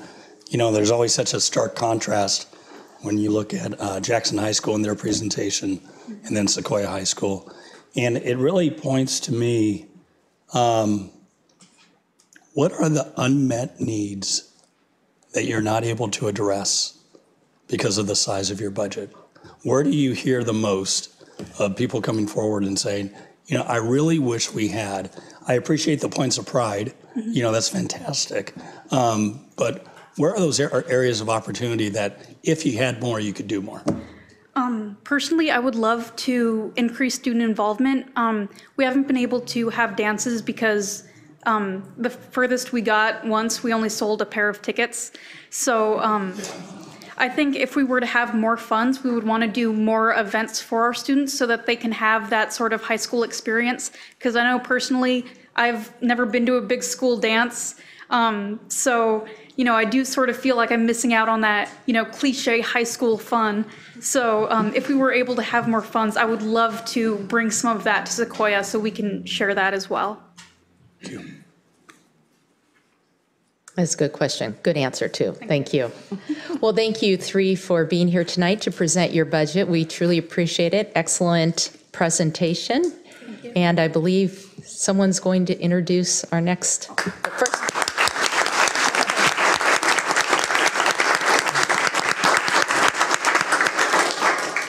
And next up, we have Cascade High School. And I want to remind all the students to stick around after all the presentations are done so that we can get a group picture with the board.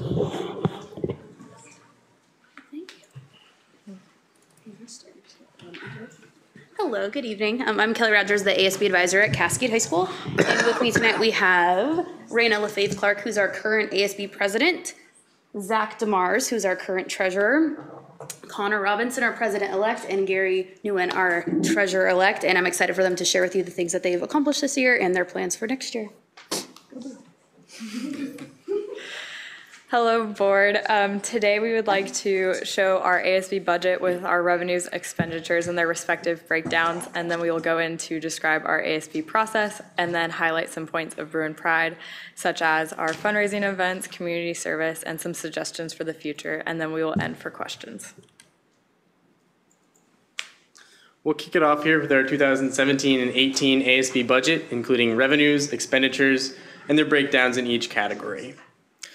Next year, we intend and plan on raising more, particularly in our general student body accounts. You'll notice the large increase of around 300,000, and I know that's a very large number, but our band and choir are planning a trip. They don't have the exact details figured out yet, but they asked us to plan for around 150 students, so we built in some capacity so they could have the trip that they're hoping to have there. You'll also notice some small increases in our athletics and clubs as they intend to continue expanding their programs. One other major thing you'll notice is our beginning fund balance projected. We intend to reduce our beginning fund balance next year as we ask clubs and sports to spend down their accounts to spend money in the year that it is raised and improve the quality of our programs. As far as our expenditures go, you notice our total available resources will be about $1.1 million projected for the next year. Again, you'll notice a large increase in the general student body, and this is because of the band and choir trip that they asked us to plan room for in that account. You'll also notice increases in our athletics accounts as we ask our athletics sports teams, as well as our clubs, to spend down their accounts and use money in the year that it is raised, and we ask them to make major purchases that can benefit their program for years to come. The rest of our accounts are remaining fairly consistent from year to year, and at the bottom you'll notice our projecting ending fund balance reduces from 159,000 to 109,000 from this year to next. For our breakdowns of our revenues and expenditures, you'll notice that the general student body makes up the majority of our accounts. This is because that includes the band and choir trip that is planned, as well as our campus-wide activities like dances, yearbooks, and our student government accounts. You'll notice that our general student body revenues are higher than its expenditures, and our athletics and clubs revenues are lower than their expenditures. This is because our main source of revenue for general student body comes from ASB cards, and most of these ASB card funds are moved into allocations for clubs and sports. So the money is moved from general ASB to athletics and clubs, where we find that we can make the most impact on students through clubs as opposed to the larger campus-wide activities. We will now be moving on to our budget development. Our budget development process, which was similar to that of last year, falls into three main categories: clubs, athletics, and general ASB accounts. For our clubs, we held a meeting for our officers to review last year's spending, as well as helping them plan for budget next year. The officers then met with their advisors for approval and submission. To accommodate for our sports programs, our athletic director made budget requests based on the coaches' feedbacks and the team's need. At this point, our ASB team has looked at past expenditures, and we are planning for future improvements on budgets, especially in categories such as school dances and student government. In contrast to our revenue distribution from the previous year, we have made slight changes to how we allocate funds. For our competitive clubs, we give them money for their in-season competition based on their budget requests. On the other hand, for our non-competitive clubs, we make them go through an ASB contribution request process where they can ask for funds to help build their programs. In terms of athletics, all sports teams are given the money they need to operate throughout the season. Leftover funds will then be moved to an athletics major purchase account where all the sports teams can share. For our general ASB accounts, we allocate money to accounts such as camps and conferences based on what we spent in the past and what we plan to do with it next year. In addition to those factors, we have been consistently selling around 1,100 ASB cards and 800 tickets to homecoming. Therefore, our projected revenue for next year stays the same. However, for our beverage machines, we do project to see an increase as our vendors continue to improve the selections of the inventory, and our machines now have card readers, which guarantees increase in student purchases. In terms of parking violations, our intent was not to have the students pay for our parking violations, but rather for them to buy a parking pass. In the past, a letter sent home was enough to get the student to buy parking passes, and we also plan on reducing the price of our parking passes so that more students can afford it.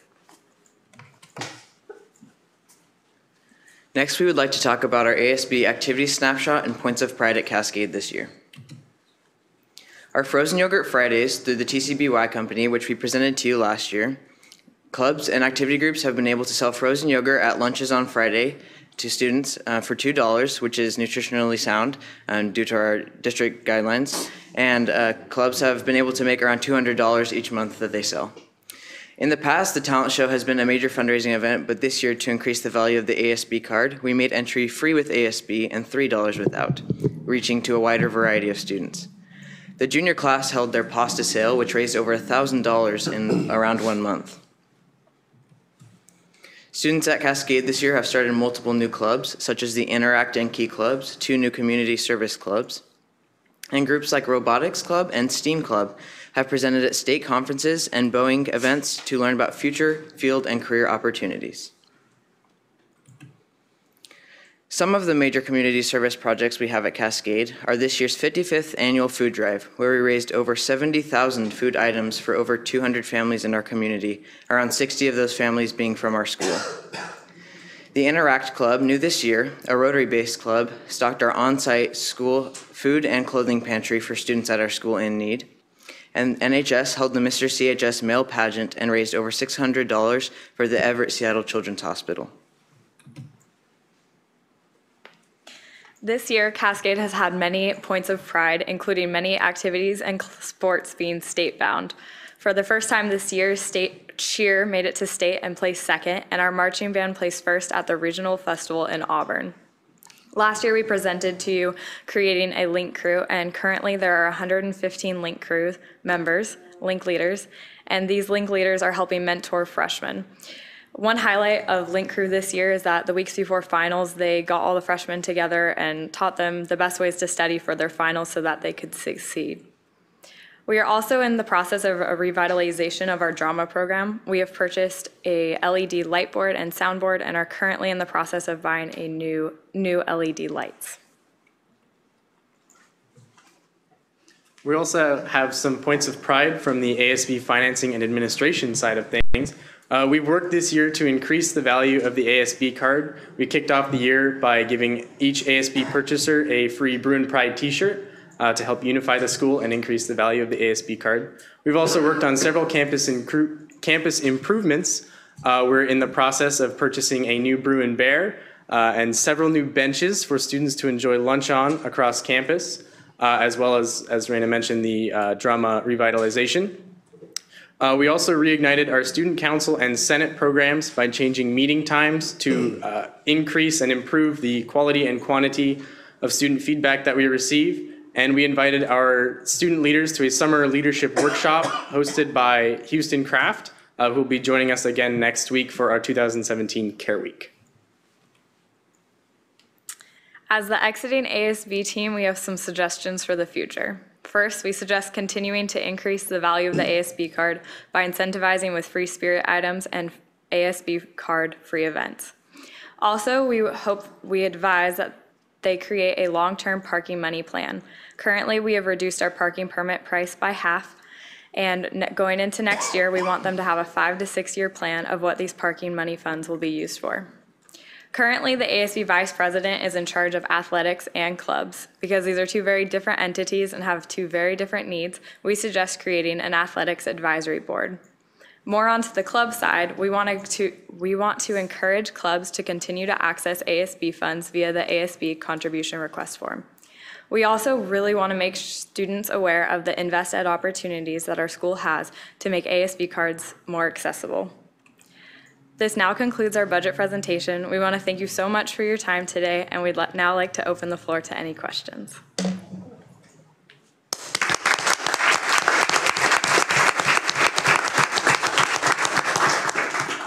Thank you. That was an excellent presentation, and I want to commend you on your fund balance.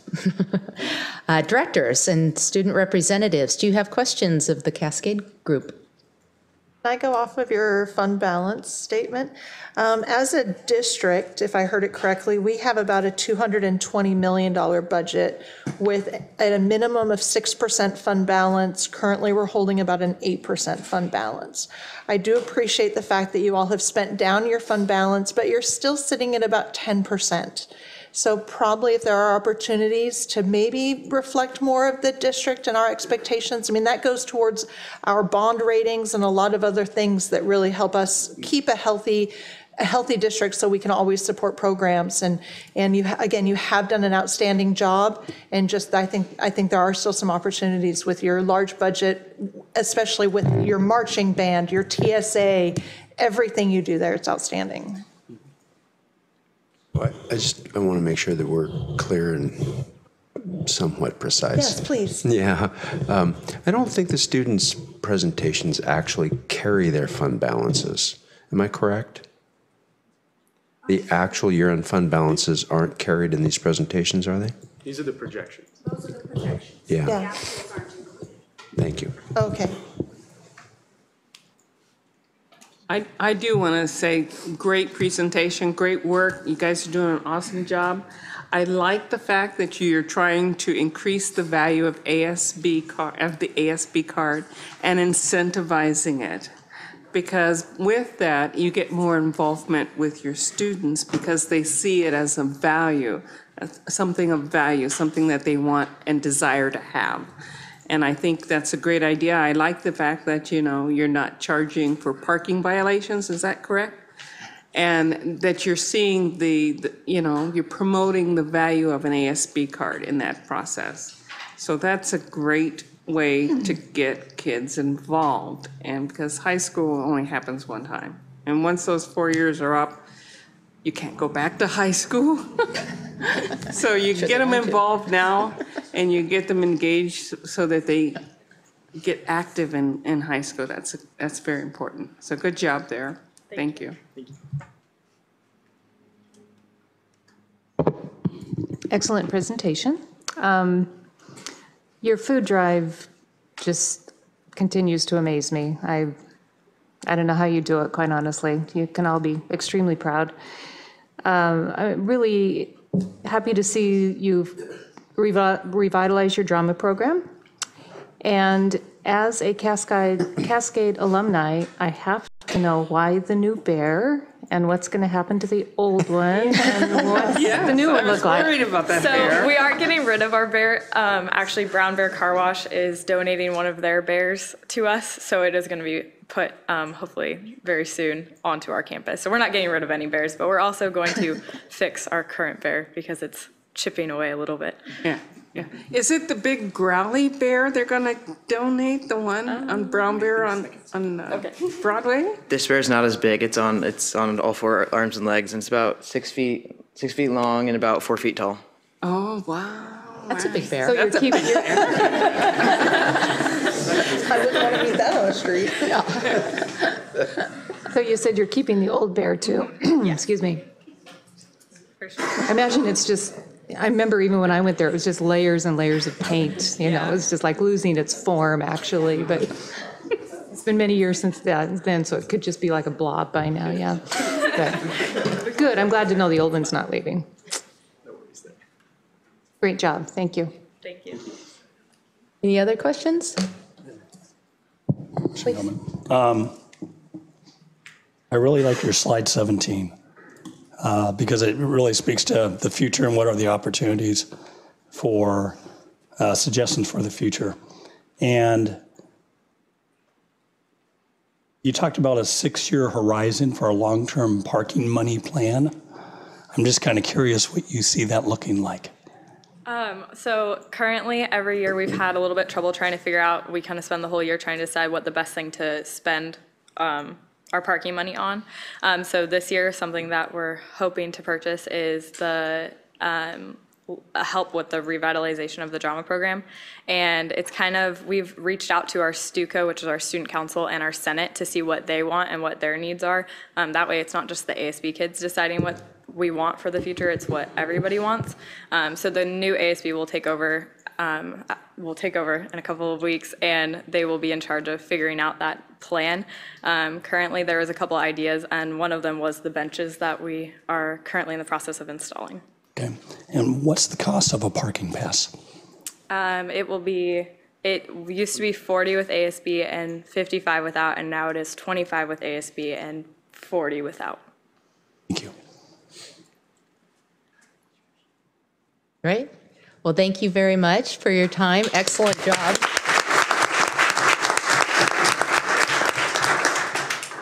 And I'd like to introduce Everett High School.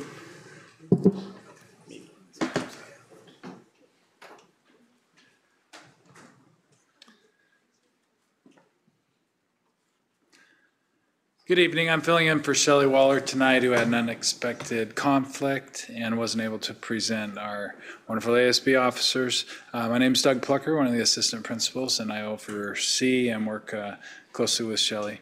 The students would like to introduce themselves, so I'm going to hand it off to them. Welcome to our Everett High School EHS budget presentation. My name is Michael Larson, the outgoing ASB president. And I'm Gabe Maggio, the incoming ASB president. I'm Triana Rogers, the outgoing ASB treasurer. And I'm Shedrick Afable, the incoming ASB treasurer.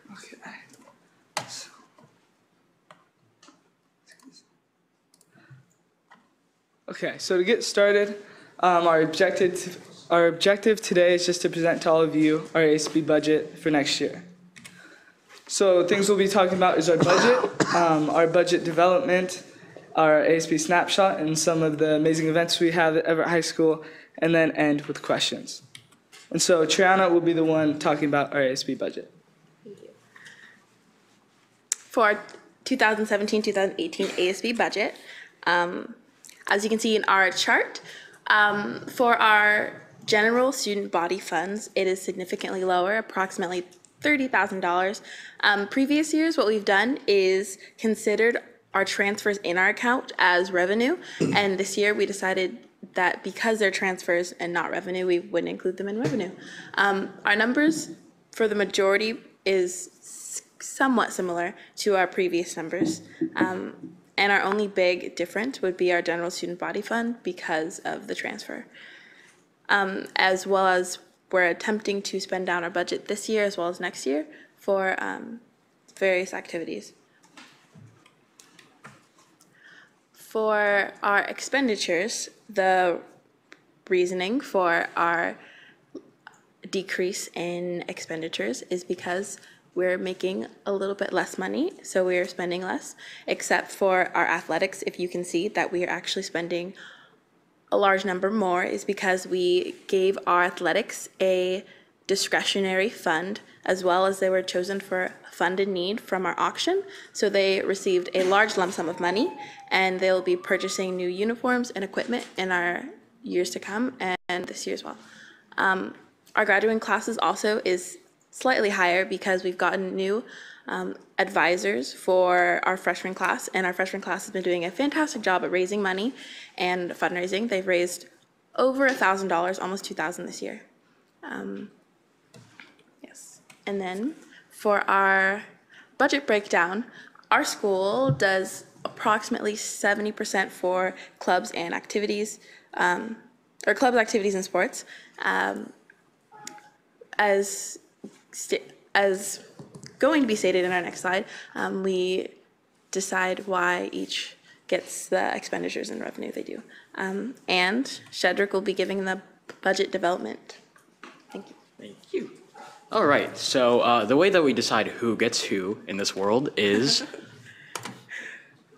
You click two.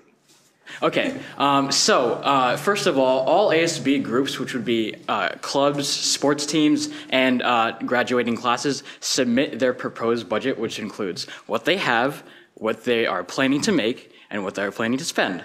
And then those forms are submitted into our school treasurer, and then she reviews those and then passes them down to us, along with our advisor, Ms. Waller. And we review those budgets, and then using the system I will describe next slide, we will determine who gets who, or who gets what out of the budget that we have. And our overall goal is to have a very balanced and equitable budget, which means that, people get fair amounts. So when it comes to deciding what we have, like I said earlier, we want to make it very fair. So we try to have an even split between athletics and clubs, the two biggest sources of student participation in our school. Athletics we don't really handle because the athletics director proposes the budget, and or he actually takes the money that we set aside and divides it based on his system. But we do decide how clubs are divided, and we do that by thinking about how many members the clubs have and the big impact that it has on our community, like the pride and the participation it has. So we decided to allocate $21,000 to athletics and $25,000 to clubs. Not a 50-50, but it's pretty close. We'd like to attribute the $4,000 more to clubs due to our growing drama program. As Dr. Cohen said, the Little Mermaid production was very big, and we are very proud of it. We're trying to actually top it next year, so we're giving them some more to do. The thing is, clubs do not just get the money when we allocate it to them, because they need to have, all of the members have to have ASB cards, they have to have a constitution, have meeting minutes, and then sometimes the Blue and Gold Club will reduce fees for certain people based on their economic situation. We like to include everyone in the system, not just the rich. Okay, as for our revenue distribution, as you can see, not a lot has changed. Beverage machines, $200 more. We're gonna move we have two beverages in the cafeteria. We are gonna move one of those into the wrestling room. Obviously wrestlers need water, so we're likely to see a good increase from there. The general fund is $30,000 down for the reason Trayana said, because revenue in is not, or transfer in is not revenue, so it's not counted as revenue. Auction, we expect to make the same money. Most of the other came from parking violations, like that's the big projection. And last year they tried to enforce parking violations a lot more, but didn't really do that. So we're trying to have a much more realistic projection of that. So as you can see, $30,000, the other change. ASB Snapshot will be presented by Gabe Maggio. Talk about the future. All right, so at Everett High, we work extremely hard to create a positive learning environment for all of our students. And we do this through fundraising, giving back to the community, and really promoting inclusion. So one of our biggest fundraising opportunities is through the sale of ASB cards throughout the year. This brings in $30,000 annually. And we also have a PTA auction, which brings in roughly $100,000. We also have more traditional fundraising events, such as our homecoming dance, along with our homecoming tailgate, which happens after the before the homecoming football game, and this money goes back into our athletics and our clubs.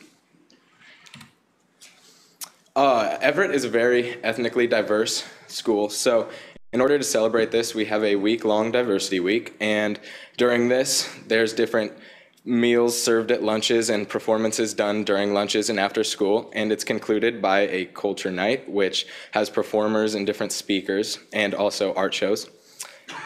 Furthermore, there's a Torch Honor Society special needs dance, which happens every year, and this is awesome because it caters to a group of people at our school that's often overlooked. And our school also has many tournaments. We have a ping pong tournament, which is really cool because we got 4 ping pong tables this year, and still, even this week, there's kids after school, like 2 hours after school, that have to get kicked out because they're playing ping pong. And we also hold a 3-on-3 basketball tournament, and we actually got permission to hold a dodgeball tournament this year, which is kind of dangerous, but kind of fun. So our biggest community service project is our food drive, which we hold every November. This year, we were able to serve 200 families and brought in roughly $13,000. Everett High also holds a Battle of the Talents, which used to be Battle of the Bands, but we're trying to incorporate kids who aren't musically gifted, like myself. We also hold a blood drive every year, which is an awesome opportunity for kids all around campus to come and give back to the community. Some of our points of pride include our awesome NJROTC, which is really unique because it brings kids not just from Everett, but also from Cascade and Jackson. And recently they went to regionals and placed 3rd. So that was super cool. We also have a CHAMPS program that's being implemented this year, and that recognizes students in the classroom and outside of the classroom. This year we were also able to create our school grounds, which is the coffee shop inside of our cafeteria, which has been a big hit so far. And that's run by the special needs classes along with life skills. So some of the suggestions that we received for the future was to maintain affordability, and this is with our ASB cards, with our yearbooks, athletic fees, and also just goal gear that we sell around the school. Another thing that we've been working hard to achieve is discounts with the ASB cards outside of school. So we've already contacted Dutch Bros and Major League Pizza, and we've gotten confirmation from both of them to give discounts to kids that have ASB cards next year. So that's super cool. And also another big problem is our parking lot. The birds get in the garbage cans and they drag the trash everywhere, and it just makes the campus look so trashy. And so we're working on getting new bird-proof and sometimes child-proof trash can lids for next year. And that concludes our ASB presentation. Are there any questions? Thank you very much.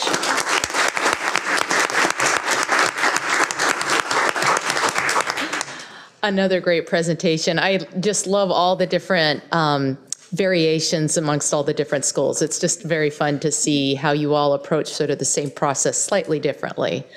So with that, I'll open it up to questions for directors or student representatives. Director Andrews. So my husband is a graduate of Everett High, and I have heard him talk about the Gull's Nest. So that name must have come back from way back in the 60s.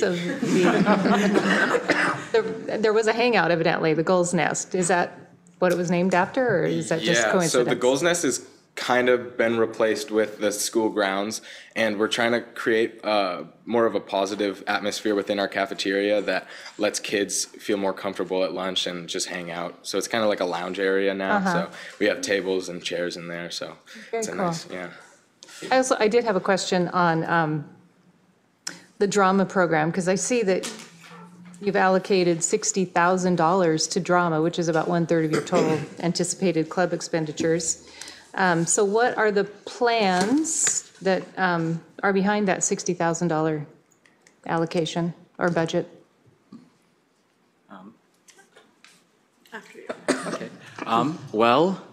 We are planning on making shows bigger and better. Dr. Cohen, did you say that Little Mermaid was very big? Would you say that like there was a lot of set It was big, yes. Yeah, that is costly stuff.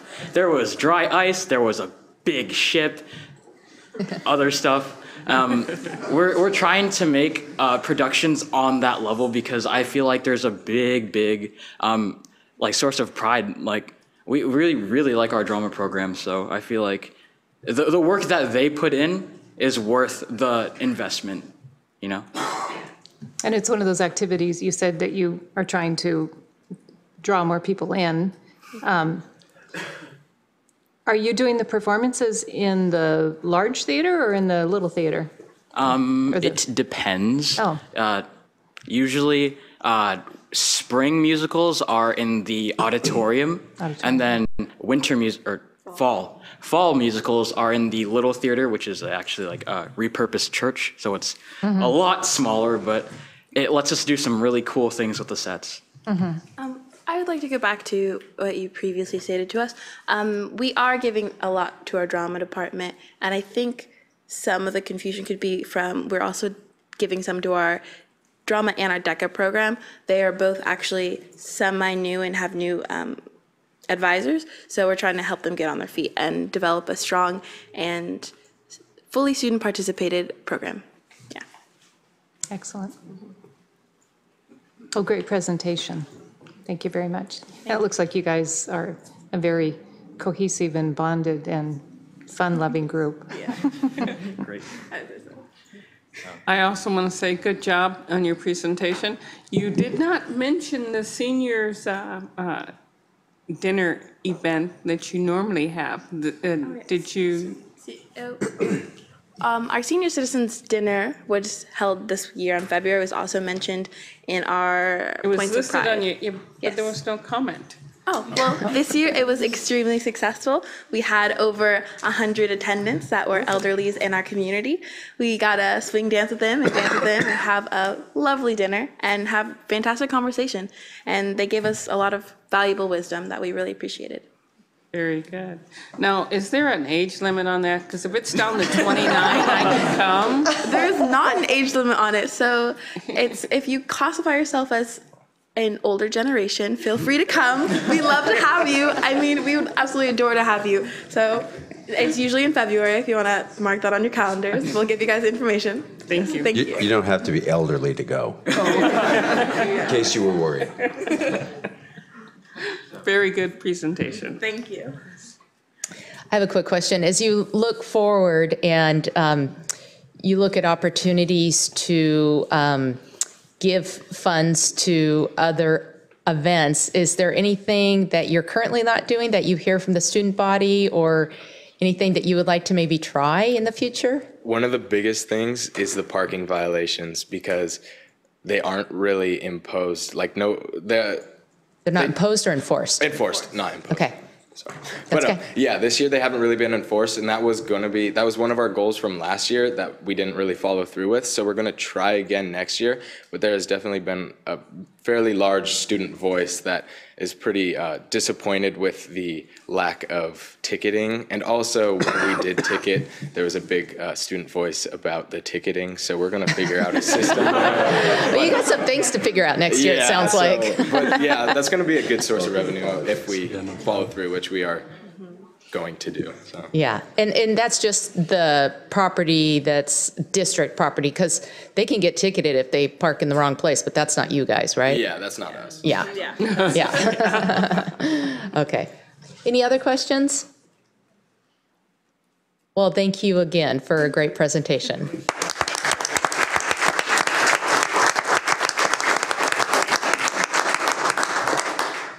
And now we want a picture, I think. Yes, I think we want all the students to return up to the front of the house here, and the board's going to come down, and we'd love to get a photo with you.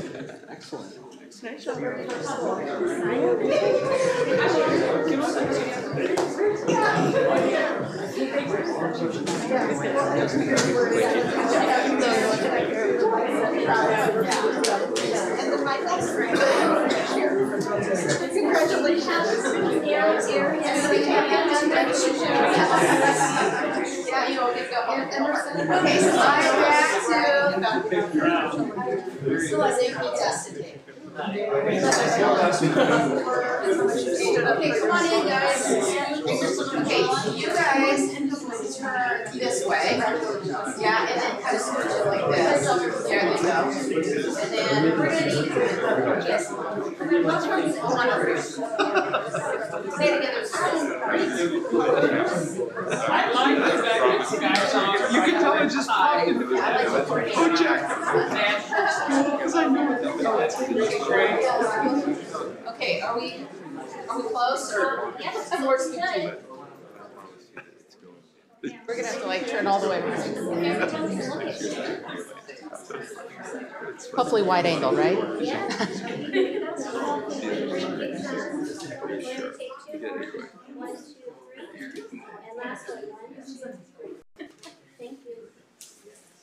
Okay. Well, congratulations all.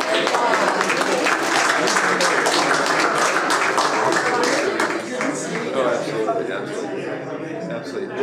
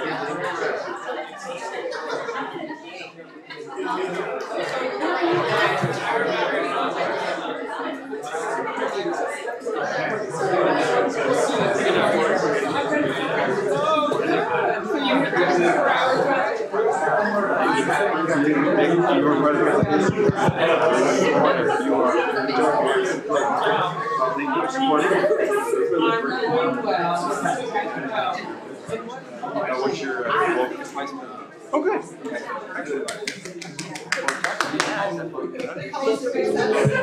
58, yeah. No, 53, is that right? No. No, 50. No, we want 15 minutes. 54. We're going to call a 15-minute recess until 6:54. And don't be late, Drew.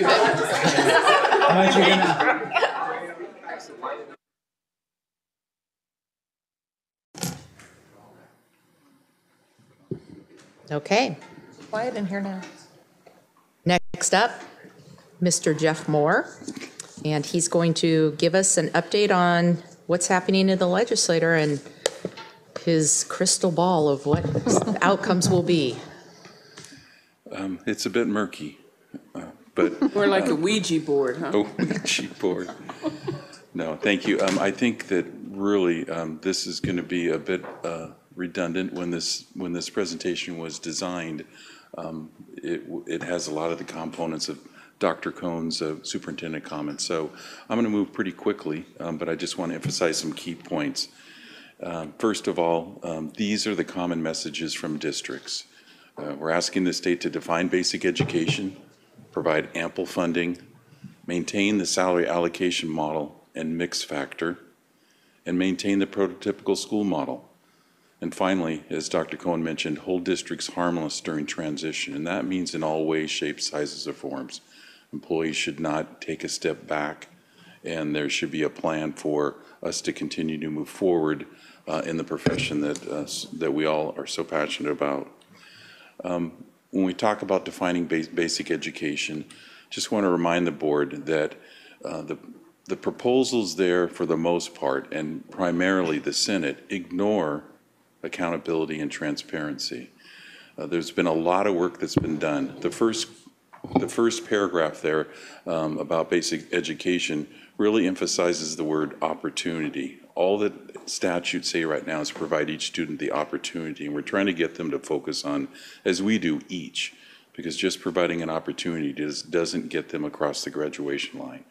There's a lot of work that's been done over the last 6 years, and when the McCleary decision came into place, the 2261 and 2776 defined a 4-year phase-in plan for kindergarten, all full-day kindergarten, class size, MSOC, or material supplies and operating costs, and transportation funding.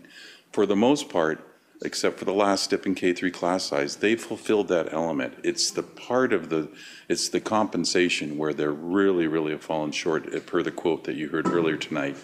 Also know that the McCleary decision includes the recommendation from the Compensation Technical Working Group, which includes a salary allocation model, and it rewards experience. It includes the Quality Education Council, which had the prototypical school models and many class sizes that, in fact, Initiative 1351 included. So the court said, go and do all this, and yet they're really turning their back on the salary allocation model. The Senate turns its back on the prototypical school model. They're not accepting the recommendations of their own legislators back in that period of time. So that's sort of the disappointment. Simply said, the court said, you've defined basic education, now do what you said you're going to do. It's unconstitutional to use levies. They tout transparency and accountability, but without a measurement stick, without that definition, without a prototypical school model or a salary allocation model, it's not only them holding us accountable, but how as we as a state and citizens and parents hold them accountable that they're actually funding what they say they're funding. So we are really concerned about that not happening. I've showed you this diagram where the ideal solution would be a very clear and definable line that everybody would understand. The governor didn't get close to it, but he's closer than the House budget right now. But the Senate budget clearly breaks down all walls. It doesn't provide an opportunity for accountability, and it lumps it all into one per pupil number. Provide ample funding. OSPI has provided a modeling tool, and this is sort of a summary of it, and I'm just taking one snapshot, because all of us tend to not be able to tie strongly to how these calculations occur, but this definitely shows that under the Senate budget, when you eliminate a 2019 levy, they were relying on us to get the last half of 2018 and the first half of 2020 for Everett. It really means a funding cut, because when you look at the way the money's coming in, the money's coming in for employee salaries and benefits. And even if you take what they're going to invest in K-3 class size, in order to receive that, or that money is to add more teachers, 54 more teachers, and to provide smaller class sizes. And so it comes with a cost. It comes with the local cost on top of that. So even if you conservatively back out K-3 class size funding, retirement contributions, and the housing allowance that goes directly to our educators, the funding is at a loss for that year. And so we're trying to demonstrate that the Senate model is not the right model. If you go into outlining years, it begins to show positive results, but that's really dependent upon a 24% levy. And there's talk of levies being lower than that. So how it comes out is really important, but it's important to understand that the Senate budget is harmful. And then even if you look at the House budget, 11.9 million is going to be in staff compensation, and it isn't available to add new programs. We're dependent upon not only adding compensation, but providing relief from how we spend levy dollars in a way that we can repurpose that. And providing relief means putting less into compensation and putting into other things. You can see the crossroads there. Salary allocation model, I'll just give you a quick snapshot. This is the mix factor that we talk about, and if you can see on the upper left-hand corner, it is 1.0, and when you dump in the base salary model, it populates those cells and it honors teachers' pay based upon their experience and their credentials, as you heard Jared talk about tonight, when they get additional credits and move through that. More districts with more experienced teachers have a higher mix factor. The star represents where we are. When you eliminate a mix factor, it's going to penalize any district that has more senior teachers, and it's going to push you towards hiring more novice teachers. So I want to just provide a little comment. You probably have seen an article or two in the Seattle Times where districts are decrying the different amounts that they receive based on this model. And Everett and another school district in the metropolitan area were compared. And the basic argument is that the funding's unfair because more money comes to Everett per student on that model. But the reality is that the money is driven based on the actual teacher's longevity and education level. So they're funding the teacher mix that the district has. Now that may drive some other smaller portions of the structure that provide a little different dollar amount. And I don't think I would argue too much about that as long as it's not aimed at staffing, again, which has that education and seniority mix factor to it. So be very, very careful about buying into criticisms that this model isn't fair to districts. The reality is it drives money based on your actual teacher mix. So if folks were hiring more senior, more educated teachers, it would drive more money to them. Okay?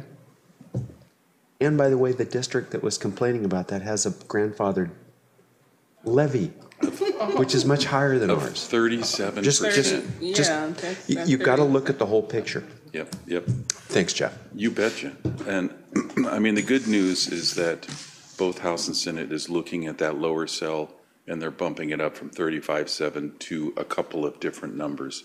And you can see that the House budget goes up to 54 million. So you can see where the difference between 45 and 54, that naturally the House budget is going to drive more funding.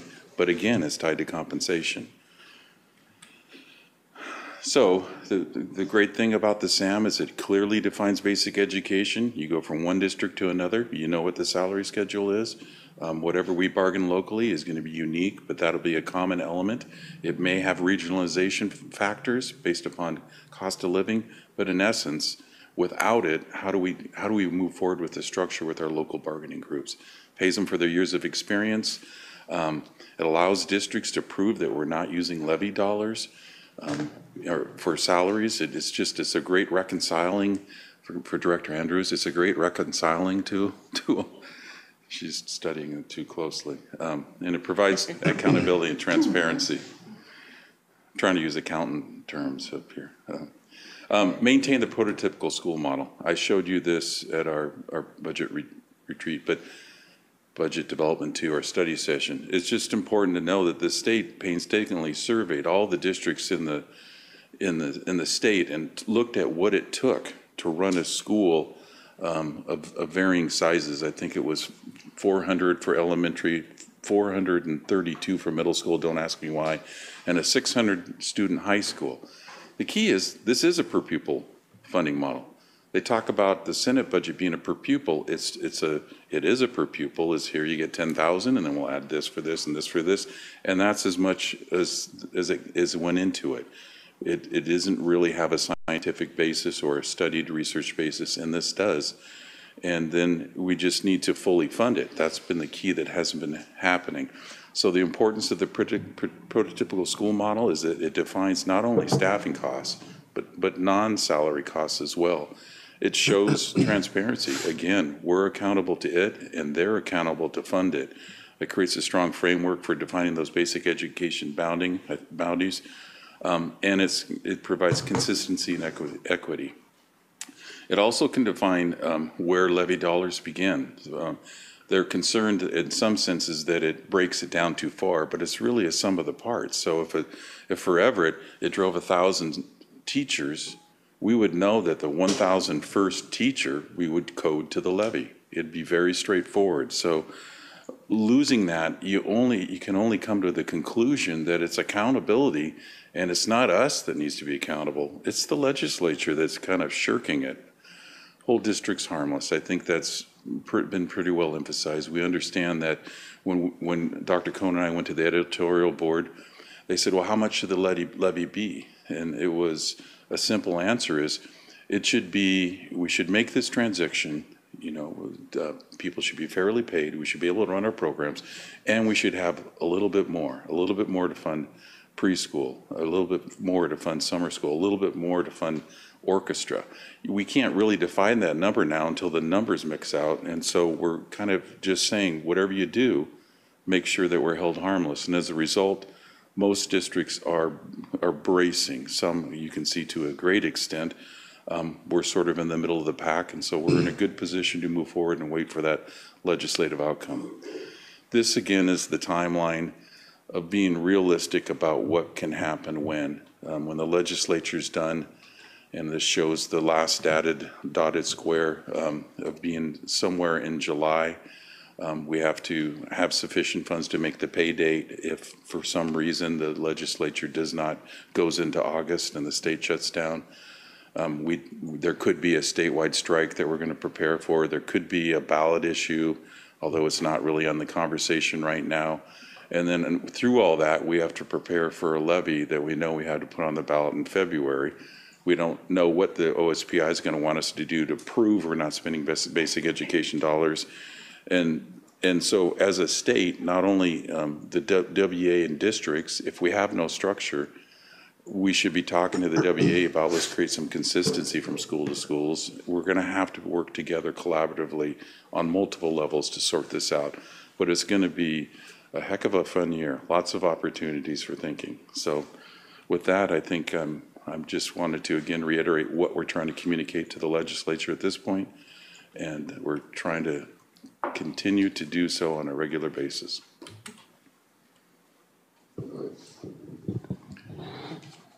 Go ahead, Director Lassay. I have a question, and there are some individuals' thoughts that the prototypical model is a stepping stone towards the voucher system and taking public money and being able to allow the existence of a voucher program. What do you say about that, or what can you say? I think it's the opposite. The Senate plan, where you do per pupil funding. The per pupil is perceived that way. Exactly, pupil but model some people say that the per pupil model, you had mentioned the prototypical model is a per pupil model. So how can it come to the realization that that's the stepping stone towards a voucher program? How could it? I'm just asking for clarity. Well, the prototypical school model ties the funding to what it takes to run a school and educate our students. The per pupil model is more easily tied to the individual student, no matter where they go. And if they don't come to you, it could follow them in a simple sense. Mm-hmm. So using the prototypical model, we could segue ourselves into a voucher system under the Senate rule, correct? Honestly, I think it would be a mistake for us to get wrapped up in the partisan rhetoric around vouchers and these different proposals. The reality on the prototypical model is that it's a research-based formula set that says, here's what it costs, here's how many you need, right? And then it drives it out. You're going to love this based on the number of students you have per pupil. Our funding today comes based on the number of students per pupil. It's got some drivers to it. This concept of per pupil that's being talked about with respect to the legislative process is a model that's devoid of any of that research-based driver set. So it's, well, we're just going to lump everything together, and here's what you get. And what we find in the proposals is they're counting things like federal funds and local revenues. and it masks the real amount that we would be receiving from the state. The prototypical concept is fundamentally about how much you drive out based on that research base. Mm-hmm. The per pupil model is, this is what we say it is per student, here it is. Mm-hmm. And there isn't a connection to that research base. Mm-hmm. I mean, that's the fundamental difference between the two. When you take the number of students we have and you divide by the amount of money we get from the state, you get an amount that could be used for vouchers, irrespective of what the drivers were that created the amount of money. Okay. So I'd be really careful about buying into rhetoric that one model versus another is meant to drive vouchers. And I would give you specifically the Running Start model today. In Running Start, it used to be that the district's amount of money that was driven through its formula was what was transferred to the college, less 7%. And the colleges all of a sudden discovered that that was kind of unfair because districts got different amounts of money because of their staff mixes. So the state went to basically an average amount for basic ed or average amount for CTE, then called voc ed, and that was the amount that they used to drive out through the districts to the colleges, less the, right? So, I mean, you could consider that a voucher system because parents and students are taking the state money and going over to another state organization, right? Right. Okay, so that's conceptually a voucher, like it or not. And I'm not criticizing Running Start, I'm just saying the general notion of portability of student dollars, the issue is where you're going to take the money. Is it going to go to a state, a public institution, or is it going to go to a private institution? Exactly. Yeah, And that's the the big fundamental one. difference. That's the fundamental difference. A big Yeah, one. so I'd be careful about getting wrapped Around. around, Right. okay, I'm just trying to understand which is why we're taking the time. Yeah. the conversation that some have on the prototypical model and what some people seem to believe the per pupil model that the Senate is looking at is the same as the prototypical model or is a segue into our money that is given for public education going to private enterprise. And I would like to just understand how is it that they think that? So the arguments that I think we're hearing is that not the prototypical model, but the per pupil model Right. is Right. a Gateway segue to Yeah. vouchers. Could you briefly describe what you know about the hybrid model that has popped up most recently and any comments on how that might impact us? That was the information we shared with the board around Superintendent Rakedahl's. Right. It was, yeah, my understanding is they're looking at the prototypical model for funding, but potentially a per-student model for things like poverty and Right. kind of trying to make For, everyone happy. Highly capable. Yeah, For yeah, some of the those programs. major drivers. Right. It seems to be like trying to be a catalyst for a moderate approach between the Compromise. two. Compromise. And have you had an opportunity? I saw the spreadsheet and it was not anything I delved into with great detail. Do you have any sense of how that might work out for our district or? No, I don't at this time. Not at this time. It's pretty early. It is early and it's, disconnecting that from everything else that's in the prototypical school model is something that districts have not gotten to. It's difficult to invest a lot of time in those sorts of calculations. OSPI will generally provide us some background information on that. In other words, it isn't a good investment of time to get into that because it's just one of those proposals that's being thrown out there. And if we take a look at each one of them, we got to watch the bigger pictures on where the laws are right now. Right. But we will weigh in probably as a local funding working group and try to take that and leverage it for how we would change a message.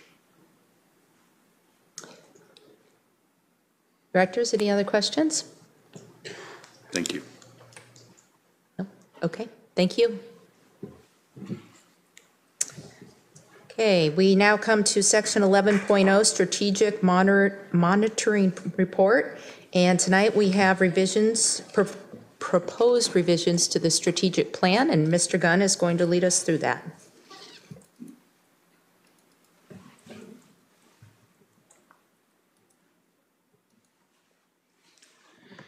All right, so good evening. As you just mentioned, I will be helping to present this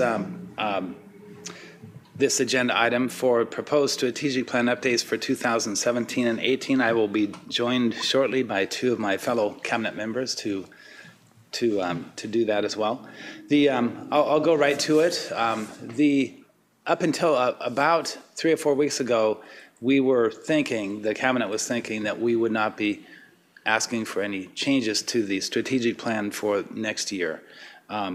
However, since then, there's been quite a few conversations around the advisability of modifying the language to provide a more strategic and clarifying focus on the words life to how we prepare our graduates. So what this does, it really adds to the idea of us preparing our students not only for college or career, but also for their life, wherever that might lead them. So that's what the change to Goal 1.1 shows. The key performance outcomes, really we're taking two of those and combining them into one. And instead of looking at the performance at 2 grade levels, grade 3 and 8, it actually indicates that we will be looking at those readiness indicators every year from grades 3 through 12. That is the extent of the changes that we're asking for you tonight. Tonight, we are asking, actually, we're going to be giving you information about these changes, and then we're not going to be asking for your approval tonight. That will come at a subsequent board meeting. So you are welcome to ask any questions or propose any other changes if you would like to do that. So at this point, I'm going to ask Joyce Stewart to come up and talk to you about the why of this change. So good evening again. So we really appreciate the opportunity to be able to explain the why. You might say, you know, this is just a little simple word, but has significant meaning and impact on our work. So when you take a look at this, you see on this slide, we have put our current definition of college and career readiness, which infers readiness. But I can't talk about this without first of all talking about why now. So why are we doing this now? Why are we coming to you now? So really, when we're making changes or transitions, it's about readiness, capacity, timing, and mostly professional development, making sure our staff members are ready and we have the resources to support this. So we always keep that in mind. So I can't start this without going back with all of you about the definition of Common Core. So we transitioned to the Common Core, and we have spent a lot of time working with our staff members and understanding that these are academic standards, they're learning goals, and they really define what a student should know and be able to do at the end of each grade level. And that's why Mike explained what he did with it. We're moving to 3 through 12, not just 4 or 8. And this is the important part about it. The standards were created to ensure that all students graduate from high school with the skills and knowledge necessary to succeed in college, career, and life, regardless of where they live. So we started with those standards and getting our staff members to understand. Then they're tested on the SBA at every grade level. Those standards already at 3rd grade, or the results of SBA, are indicators whether our kids are college and career ready. So we spend time on that. So now we work together to create this definition, which you've seen, and the last part of it, so that they can adapt to the ever-changing world in pursuit of their goals. So we know that, and you're going to see it here again, I like to bring these up as a reminder that we know that if our kids come to school consistently, we can get them, in almost all cases, to graduate. All right, so we spend a lot of time in graduating kids. So now we're going deeper, and we're saying, but are they, when they leave, is this a passport for them that they are truly college and career ready? So think about that here in about a month when you're passing this out, when they leave that Xfinity Center. Is this going to get them down the path? So Peter last year involved the extended cabinet in coming up with a visual So I was in this group, and here's the visual of ours. Walking out of Xfinity, there's the pathway, but then we said they're able to approach college and career and life with confidence and hope. So there's more than just college and career. So the other night, Peter led at SLT an activity, and a lot of us were involved. And one activity I asked the staff or the SLT members to do is I said, okay, let's put the college and career aside. I want all of you to think of a person you really truly love, a young person, and write a I hope letter to them. So 7 or 8 sentences that all start with I hope. These are the kinds of sentences that we heard because they shared. I hope you can take care of yourself physically and emotionally. So we heard about self-care. That was another one.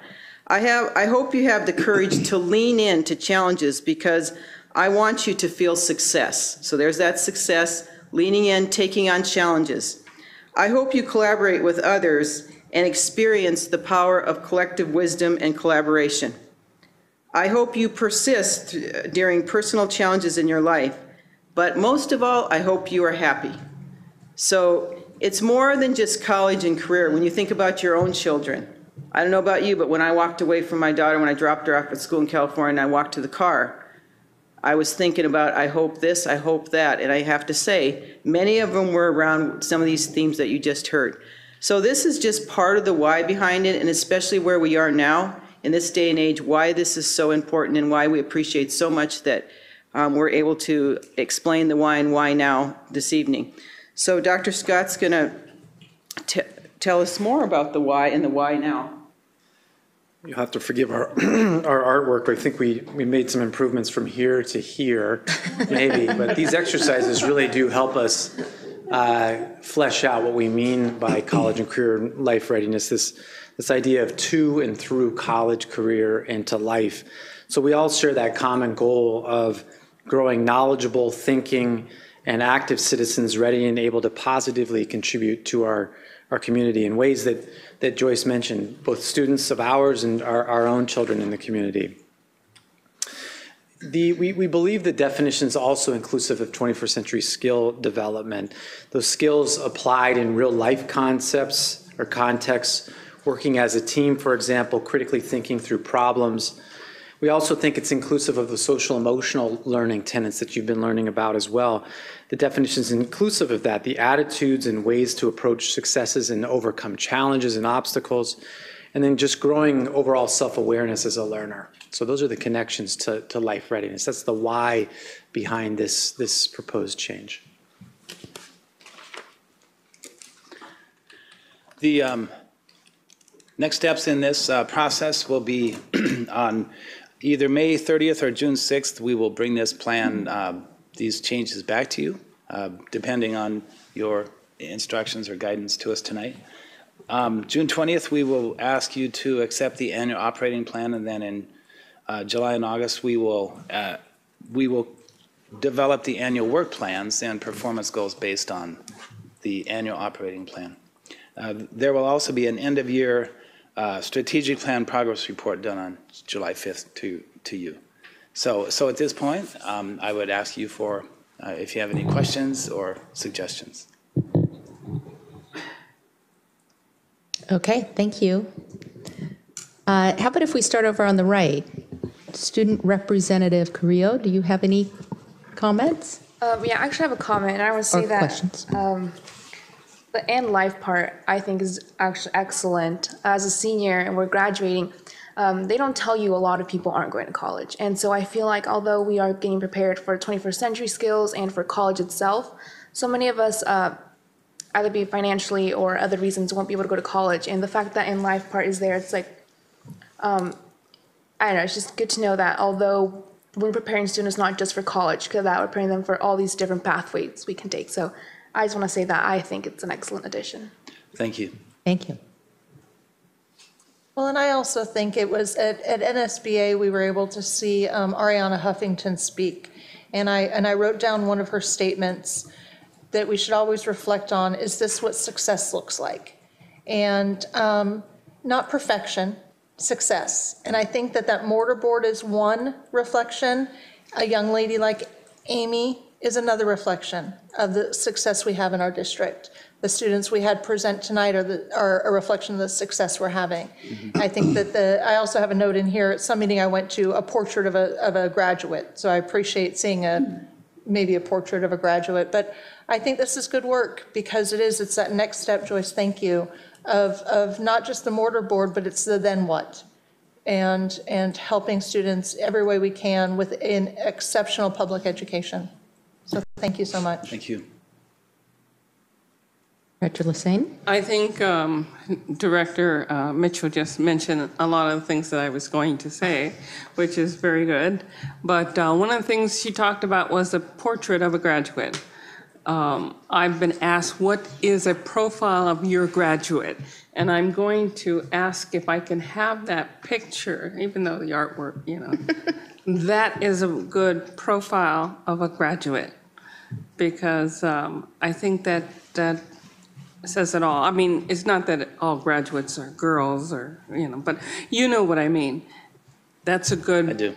Thanks. Profile of a graduate here in Everett. So I think life is very much necessary to be added to the equation. Mm-hmm. Thanks. Director Andrews, any questions or comments? I agree. Life is a good addition. I'm struggling with the KPOs though, because, or the changes, because for me, meeting or exceeding standard is very tangible. It's very objective. So and this may still be to be determined, but how do we measure, what are life readiness indicators? That's, I think, going to be interesting to quantify. Can't we say that they are the standards, Common Core standards and other things? If we could add that as, readiness indicators, what does that mean? What are they? That could solve the problem. We could. I wanted to remind you that the key performance outcomes are, by definition, are what it would look like if we achieved our goal. So that's what key performance outcomes are defined as being. The work you're describing may well come in the annual operating plan, the annual plan that we develop to implement the KPIs. The KP, well, that is focused on achieving the outcomes and the goals on the strategic plan side. I will say that that is a good question. How do you measure a life readiness indicator? We do have some understanding of that, but we're certainly not experts. And Catherine Matthews, I know, has done a lot of work in that regard. And I see Peter Scott looking like he wants to come up here. I would add, I think that was when you mentioned Catherine does have a key performance indicator set that looks at college and career readiness. In fact, I think she was here a few weeks ago outlining or unpacking those 5 or 6 KPIs that we really felt were research-based and predictive of to and through college and career, what it means to be college and career ready. You're right that it's an emerging challenge to try to measure what we mean by life readiness. And we think that we're getting closer to that. And Mike's right in that we will have KPIs that measure the effectiveness of action items in the AOP that get at the growing, observing, reporting out on 21st century skills, the kids exercising those 21st century skills in their learning context, as well as how do we better measure social emotional learning. So we have things like the Panorama survey you've heard about that get at perseverance, grit, sense of belonging, ability to work in groups. And so these are navigational types of attributes and attitudes and beliefs and skills that kids bring to bear through college, through career, and then ultimately apply to be successful adults and contributing adults in life. I think I hear an underlying concern in the director's question, and that is leaving what are clear and reportable standards at the ends of those grades, given the assessment structure that we have, with a statement that doesn't necessarily call out the assessment structure under which we're operating in grades 3 through 12 right now. Maybe that's actually what the statement means, and we're not communicating that. I'm not sure. Although I'd like to jump in and say that if we don't add it, and I think it's a great addition, we're never going to figure out how to measure it. And it's a direction that we want to go, and it might not look perfect right now, but if we just stick to the only things we know how to measure right now, we might be missing a bigger opportunity here. So I think it is a little squishy right now, but I think that that's the work ahead of us, is to figure out how we do measure that and how we look at it and how we define it. I would just make a final comment to that and say that one of the kind of the subtitle to a presentation that we do once a year on KPIs and KPOs talks about our journey and evolution in this area. And I think you're right on, Director Mason, with your comments. Finished? I actually have a follow-up question to that, which is a little out of the scope of this specific presentation, but when the strategic plan was developed, there was a lot of community input, and it was a 5-year strategic plan. And so you sort of had a roadmap where you said, we're here and we want to be here. And you figured out it evolved a little bit each year. Is this correct? Am I recounting it correctly? It did evolve. I would want to question your comment about the 5-year plan. It was in some board members' minds a 5-year plan. In others' minds, it was a lot longer plan. Okay. In the superintendent's mind, it was not a 5-year plan because it was impossible in 5 years. 5 years, you Okay, cannot do all. so that is irrelevant actually to my question. All right. But the point is that when the community came together and it was defined, there was a vision out here, be it 5, 6, 7, 8 years, that the district is moving toward and trying to attain, and then the annual adjustments to the plan to help us get there. And here we are now, and we've run that course of that sort of direction that was set those years ago that I know Director Lassane was a part of. And we continue to revisit and add and adjust to the strategic plan as necessary, which is, best practices and such. But my question is there a visioning document or a plan out here that is sort of helping guide some of this work, rather than every year we say, okay, what are we going to do next year and how are we going to change it? Do we have a longer range vision in our district of saying this is what education needs to look like in 5 years, after implementation of, I know it's. Sorry, go ahead. No, I'm going to stop there. Okay. Certainly, we have a vision, and it is part of the strategic plan. It's the vision, and that is it's a stretch vision. It's truly a future-focused view of what we hope and expect life will be like here in our district. I think when it was originally developed, it was kind of thought of being, I think, in the context of about 20 years out or so, that vision. So that's one component. We also have developed right now, I think it's a 5-year version of the annual operating plan. We used to, at one point, we called it a 1260 plan, meaning we had the 12-month segment and then a 60-month segment, which is 5 years. So what we do have is kind of an outline plan in the form of action items over the next 5 years. So we don't have all of the measures identified, the KPIs. Okay. So that's what we do have, is that the 5-year plan that we update, we updated it this year for next year. We're still in the process, by the way, to update that. So we have the annual operating plan, the 5-year plan, and then ultimately the long-range vision. Okay. In the strategic Thank you plan. for clarifying. Mm-hmm. And did that answer your question, though? Yeah, it did. All right. Yeah, thank you. Good. So I think, and maybe we want to think about labeling this a different way. That might be. It isn't a 1-year strategic plan. This is the tweak to improve it for the subsequent year. It's a long-term plan, and the annual operating plan is really the chunk of it we're working on. We essentially established goals and key performance outcomes that are very difficult to attain. I mean, we're still working on so many of them, and 100% of students graduating is something that we actually hope to attain at a couple of our schools within the next year or two. But that won't stop that from being essentially that key performance outcome and something we're continuing to strive for. So, and if you're suggesting a whole new strategic planning process, I'd like to caution you. I'm not. Okay.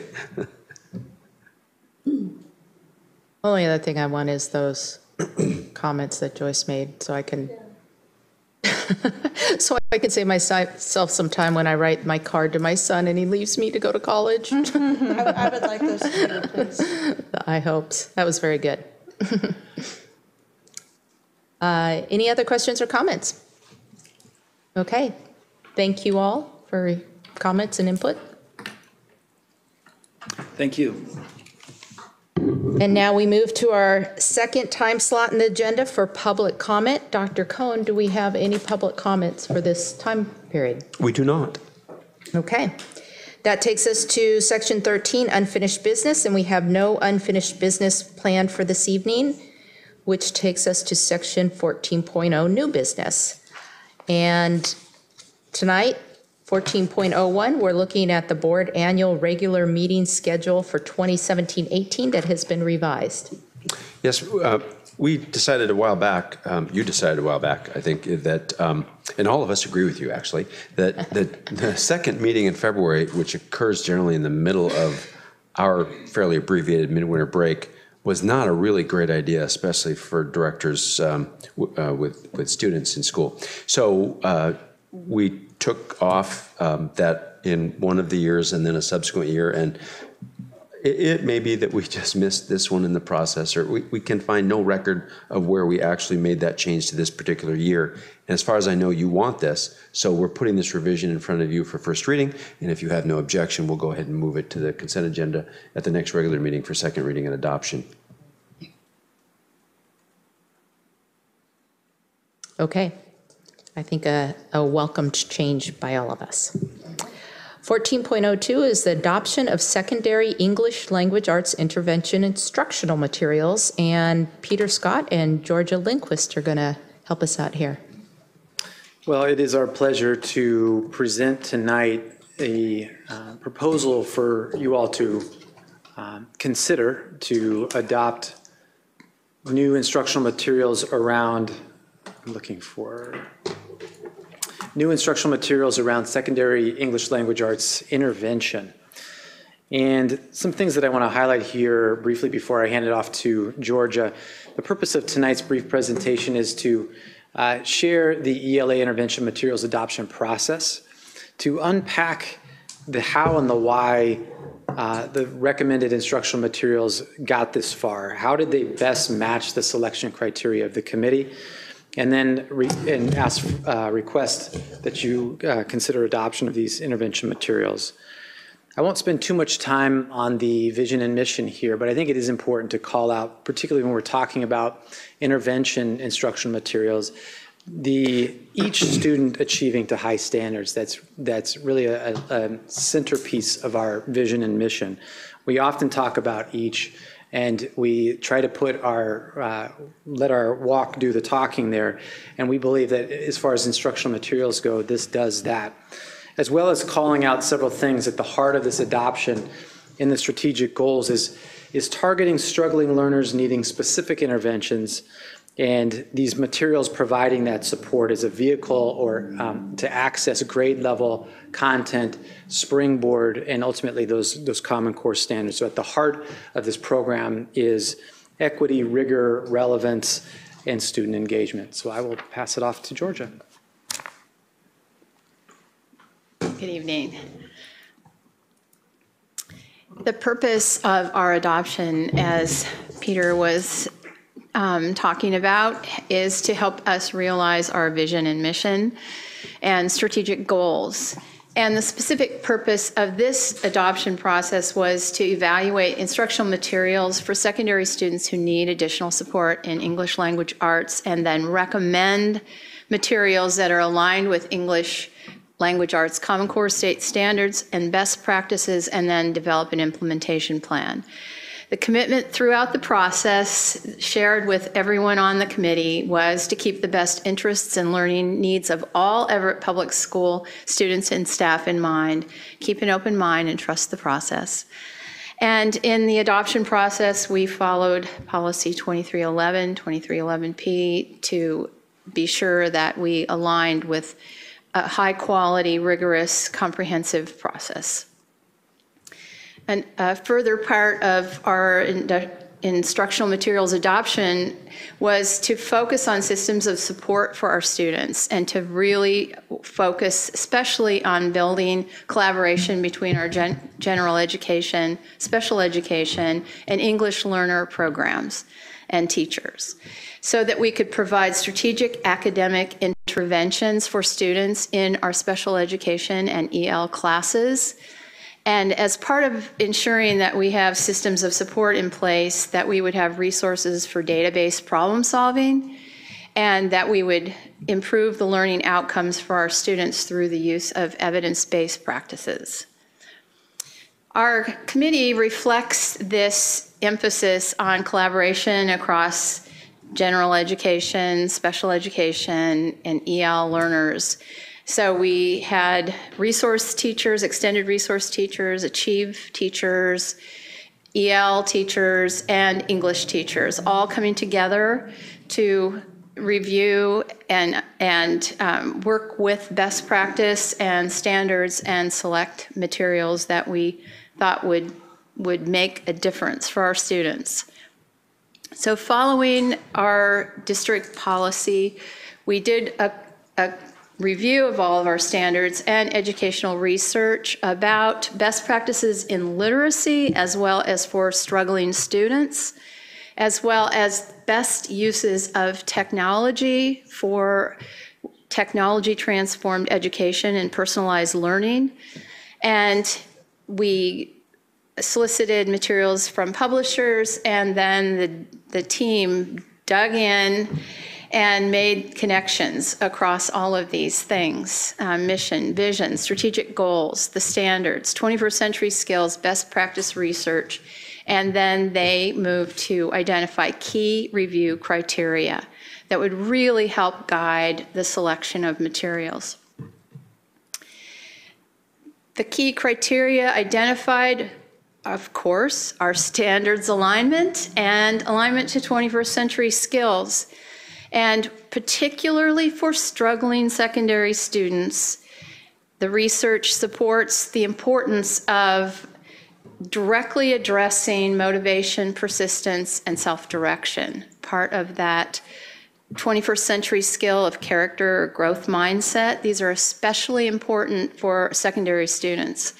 And in terms of instructional design, the research and standards really supported this idea that we would move toward a blended classroom model with individualized computer adaptive instruction for students, really personalized, really right at their own learning point, and challenging them beyond, as well as direct instruction on the part of the teacher in one-to-one and small group opportunities, to create this blended classroom model that takes advantage of what technology transformed education can truly be. In addition, looking for a wealth of resources, print, digital, and online, including for teachers, not only resources for planning, but with that idea of the importance of data-informed next steps in instruction, a robust assessment opportunity, online learning platform, and professional development, 24/7 professional development for teachers. And for students, looking for that personalized online learning, interactive online resources, and access to texts. And then overall, looking for high quality, multicultural, leveled, high interest, current and relevant texts to really get students excited about the materials that they're reading. We also were looking for progress monitoring and benchmark assessments and a variety of data reports for teachers, And then overall, the importance of having a research-based, evidence-based design so that the program design is guided by best practice research, but also the design is validated as effective for students when used with fidelity to that design. Following further with our district process, our committee did an in-depth review and evaluation of materials for bias, fairness, accessibility, standards alignment, and the other key review criteria, conducted an open house for staff and the public for commenting on the materials. And then they reviewed, addressed, and summarized all feedback and selected materials best aligned to the review criteria, and then made a referral of these selected instructional materials to the Instructional Materials Committee for referral to the superintendent. And the recommendation we have is for Voyager Sopris Learning Language Live, which combines teacher-directed instruction of literacy skills with that online personalized environment for students to learn. And also, as Peter began this presentation tonight talking about providing students with the opportunity to access grade level Common Core standards, this program offers our students this opportunity to have scaffolded learning progressions to meet the high expectations of the Common Core and really have an opportunity to meet their grade level standards. So back to our key selection criteria where this set of instructional materials was really shining for us. It's really richly developed with resources for all of these standards. And the online instruction is geared toward foundational reading skills such as phonological awareness and phonics and fluency and some of those really key foundational pieces.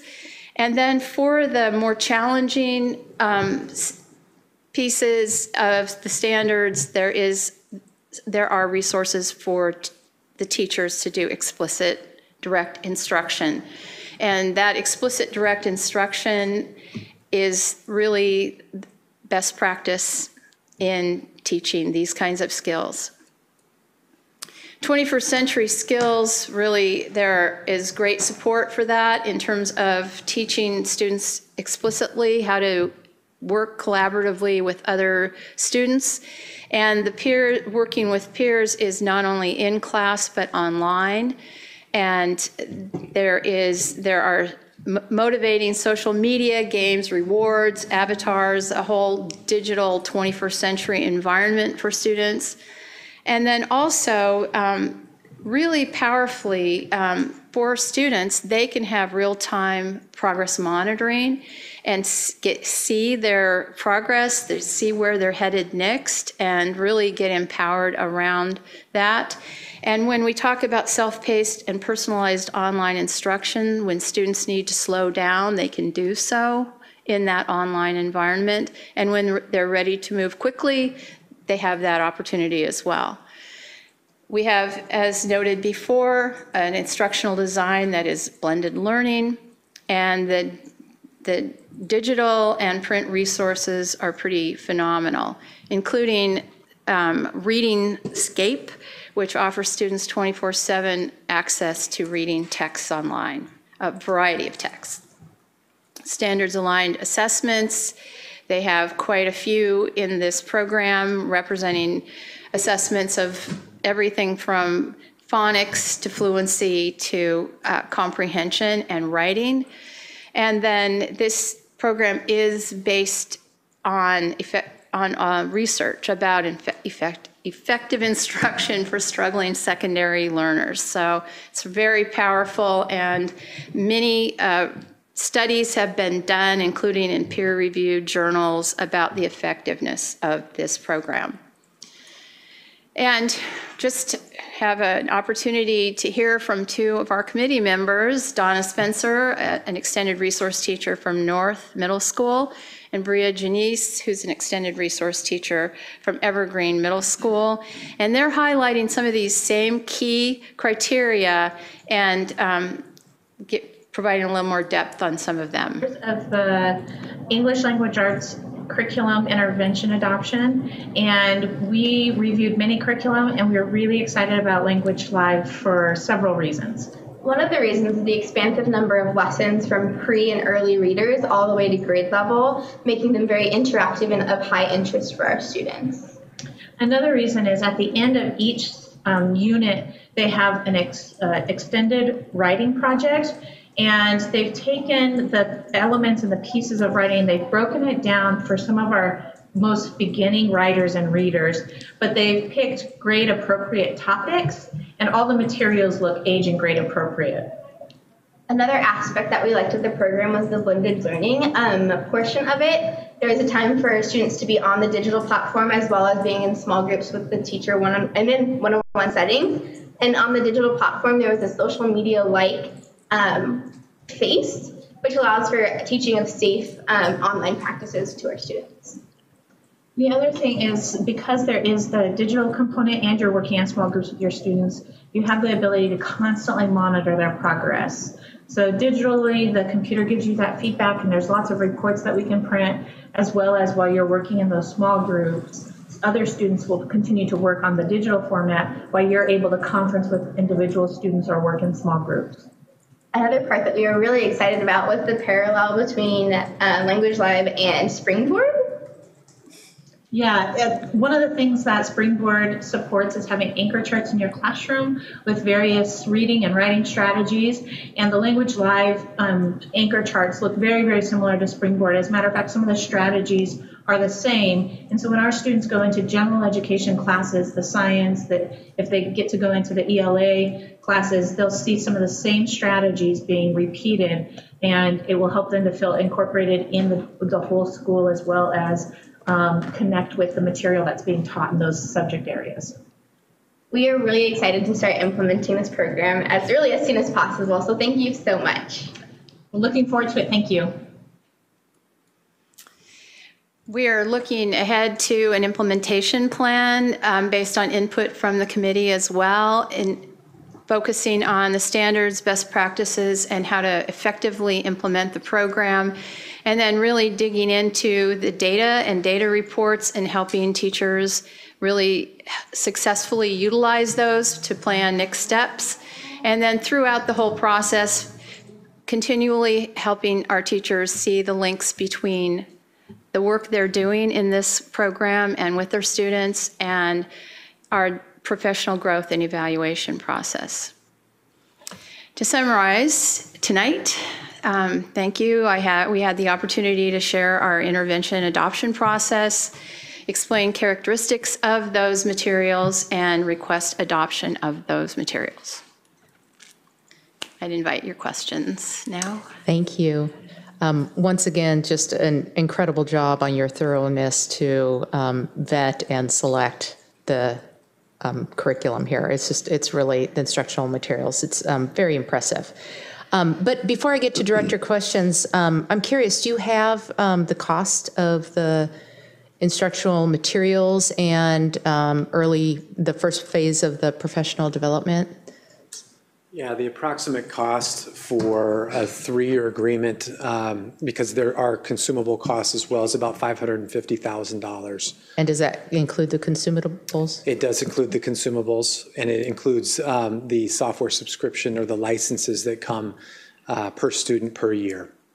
So much like Read 180, which this is essentially replacing as a secondary ELA intervention program, we had annual subscription costs with that as well, and this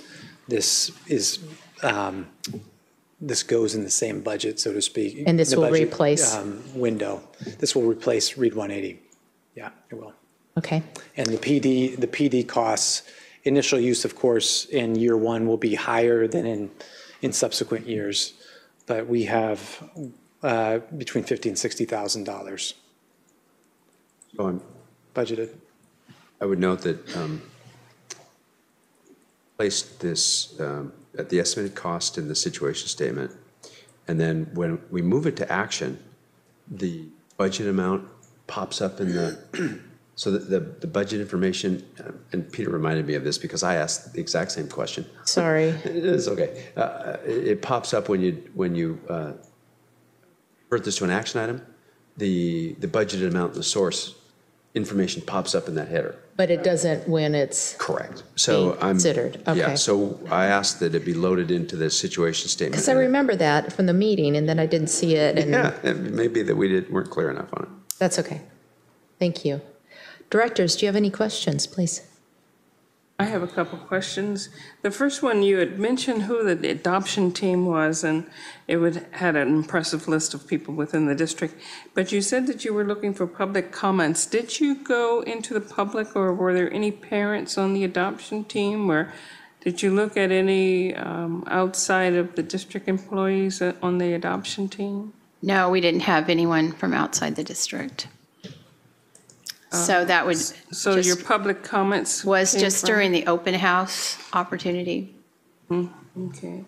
And I was very glad that you showed the video where they talked about Springboard and the interconnection, because my question I was writing, how does this integrate with the work that's already going on with Springboard, and how is it going to fare with the transition from an intervention strategy to Springboard when students get to that point? Are they going to miss anything, or are they going to go backwards in time and have to catch up, or are they going to be at the same level as their comparable students in their grades?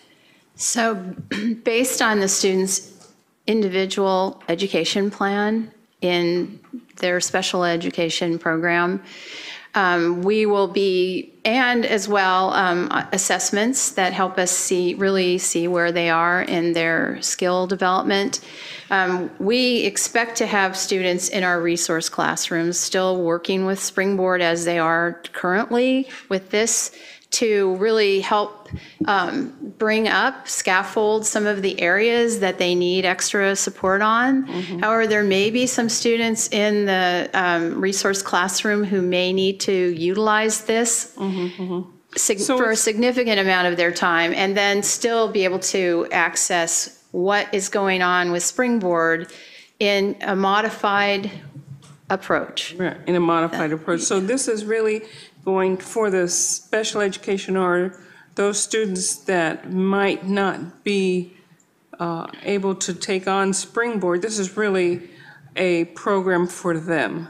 Yes, absolutely. And the goal of this is to get them through it so that they are just fully in the regular classroom and able to go for it. Because the hope is to get them to Springboard, or at least give them an understanding of what that rigorous level of writing capability is all about, correct? Absolutely. Absolutely. And this program offers instructional resources for the 3 purposes of writing outlined in the Common Core, giving them foundational pieces and really phenomenal ways to organize their writing and move up and move to higher levels. It's a phenomenal writing piece in this program. Fantastic.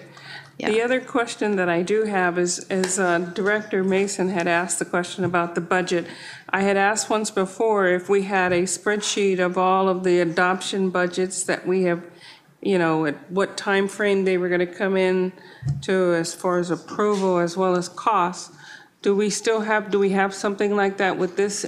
Did I not email that to you after you requested it? No, I never got that email. It might be linked in the situation or in the resources on your narrative there. What was the last adoption that we did? We did the K-5 ELA on March 21. March 21? Yeah.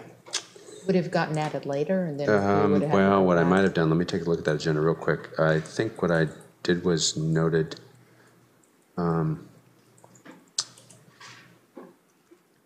that was.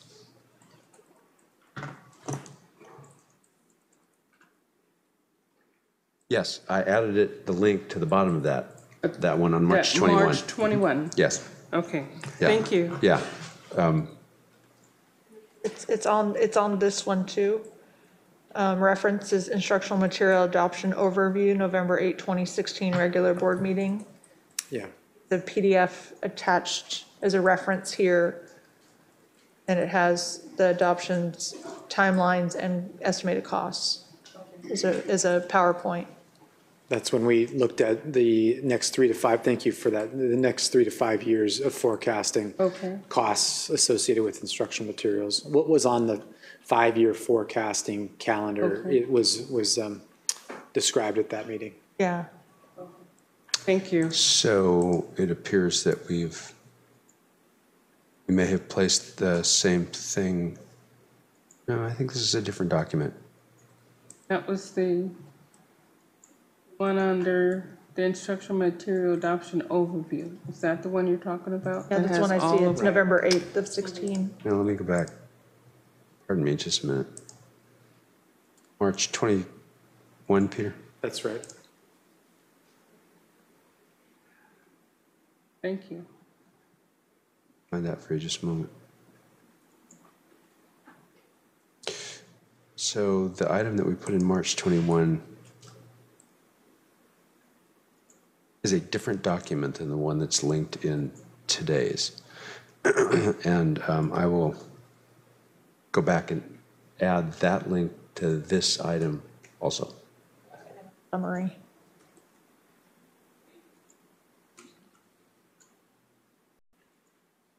Pam, does that end your questions? That's it.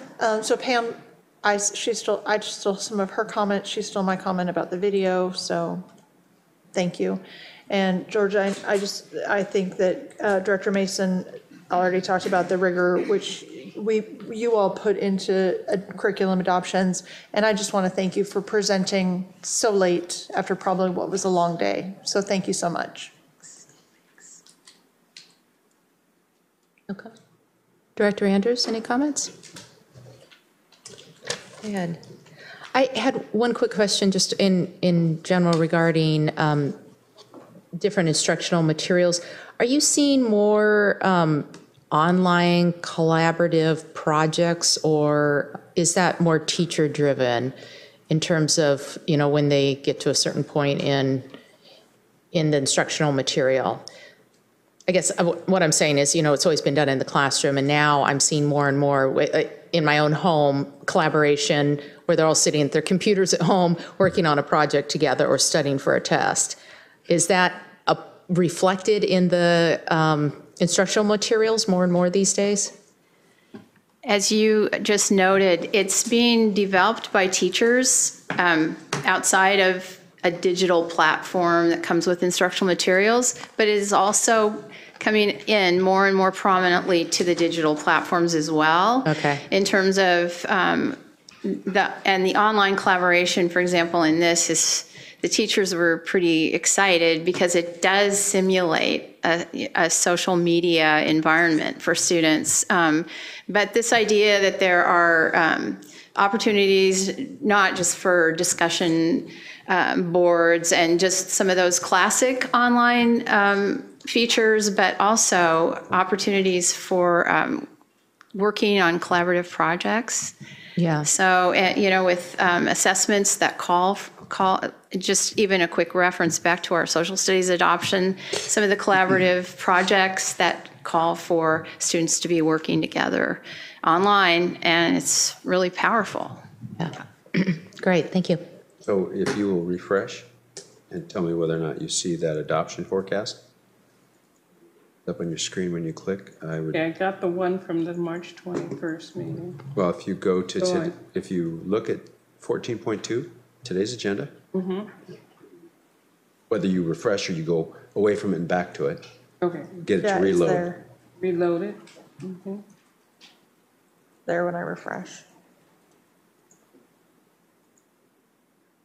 Yes. Yes. That's much easier to read. Thank you. Oh, okay, there it is. Great. Thank you. Welcome. Okay. Thank you. I think we are finished here. Thank you very much, the two of you. Thank you so much. Thank you, Georgia. So this will be moved to your consent agenda for second reading and adoption at your next regular meeting. Okay, that takes us to upcoming agenda items. Dr. Cohn, what are our upcoming agenda? Item 15.1 is a special meeting on May 16. It is the third in the series of 4 formal superintendent evaluation sessions. We start out in the boardroom and then immediately move to an executive session, and we'll be focusing on Appendix F and the matrix this time. There will not be an update for the quarterly report. And then because of your schedules, we accelerated meeting number 4 to a couple of weeks later, which means that at that meeting, it'll be sort of the final review of the matrix, and you'll have a fourth quarter report, but we will not update the appendix. Okay? Item 15.2 is your regular meeting scheduled for May 23. You have 2 strategic progress monitoring items, a progress to graduation for the class of 2017 and post-secondary enrollment patterns. At the moment, I don't see a policy review. Larry, do we have anything coming for first reading at that meeting, do you think? Next meeting. Yes?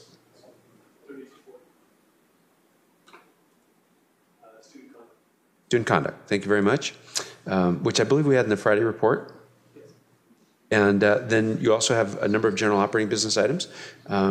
You get to select your student representative, and well, actually what you get to do is decide whether you will approve the recommendation of the committee that selected the student representative for the next cycle, and that will be a student from Sequoia High School.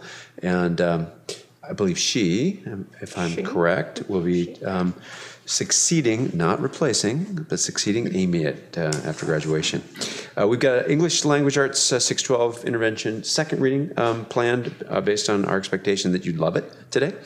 We have the comprehensive annual financial report and your regular meeting schedule, second reading revision, and then the Jackson High School Field Upgrade Bid Award, which Mike tells me came in a little bit under budget today, which was really good news considering the construction environment. Then you've got again, a routine action item for your WIA membership. You get to meet the young man who's been selected as the State Board of Education student representative from the western half, or the western side of the state of Washington. And then you get to meet a lot of Student Technology Association winners, and we're going to have new administrators. And I'm not sure we'll have everybody at that meeting, but I think we'll have most of it done. Yes. And that's the meeting plan for the end of the month. Okay, thank you. That brings us to board superintendent comments, and why don't we start on the left side with Director Andrews?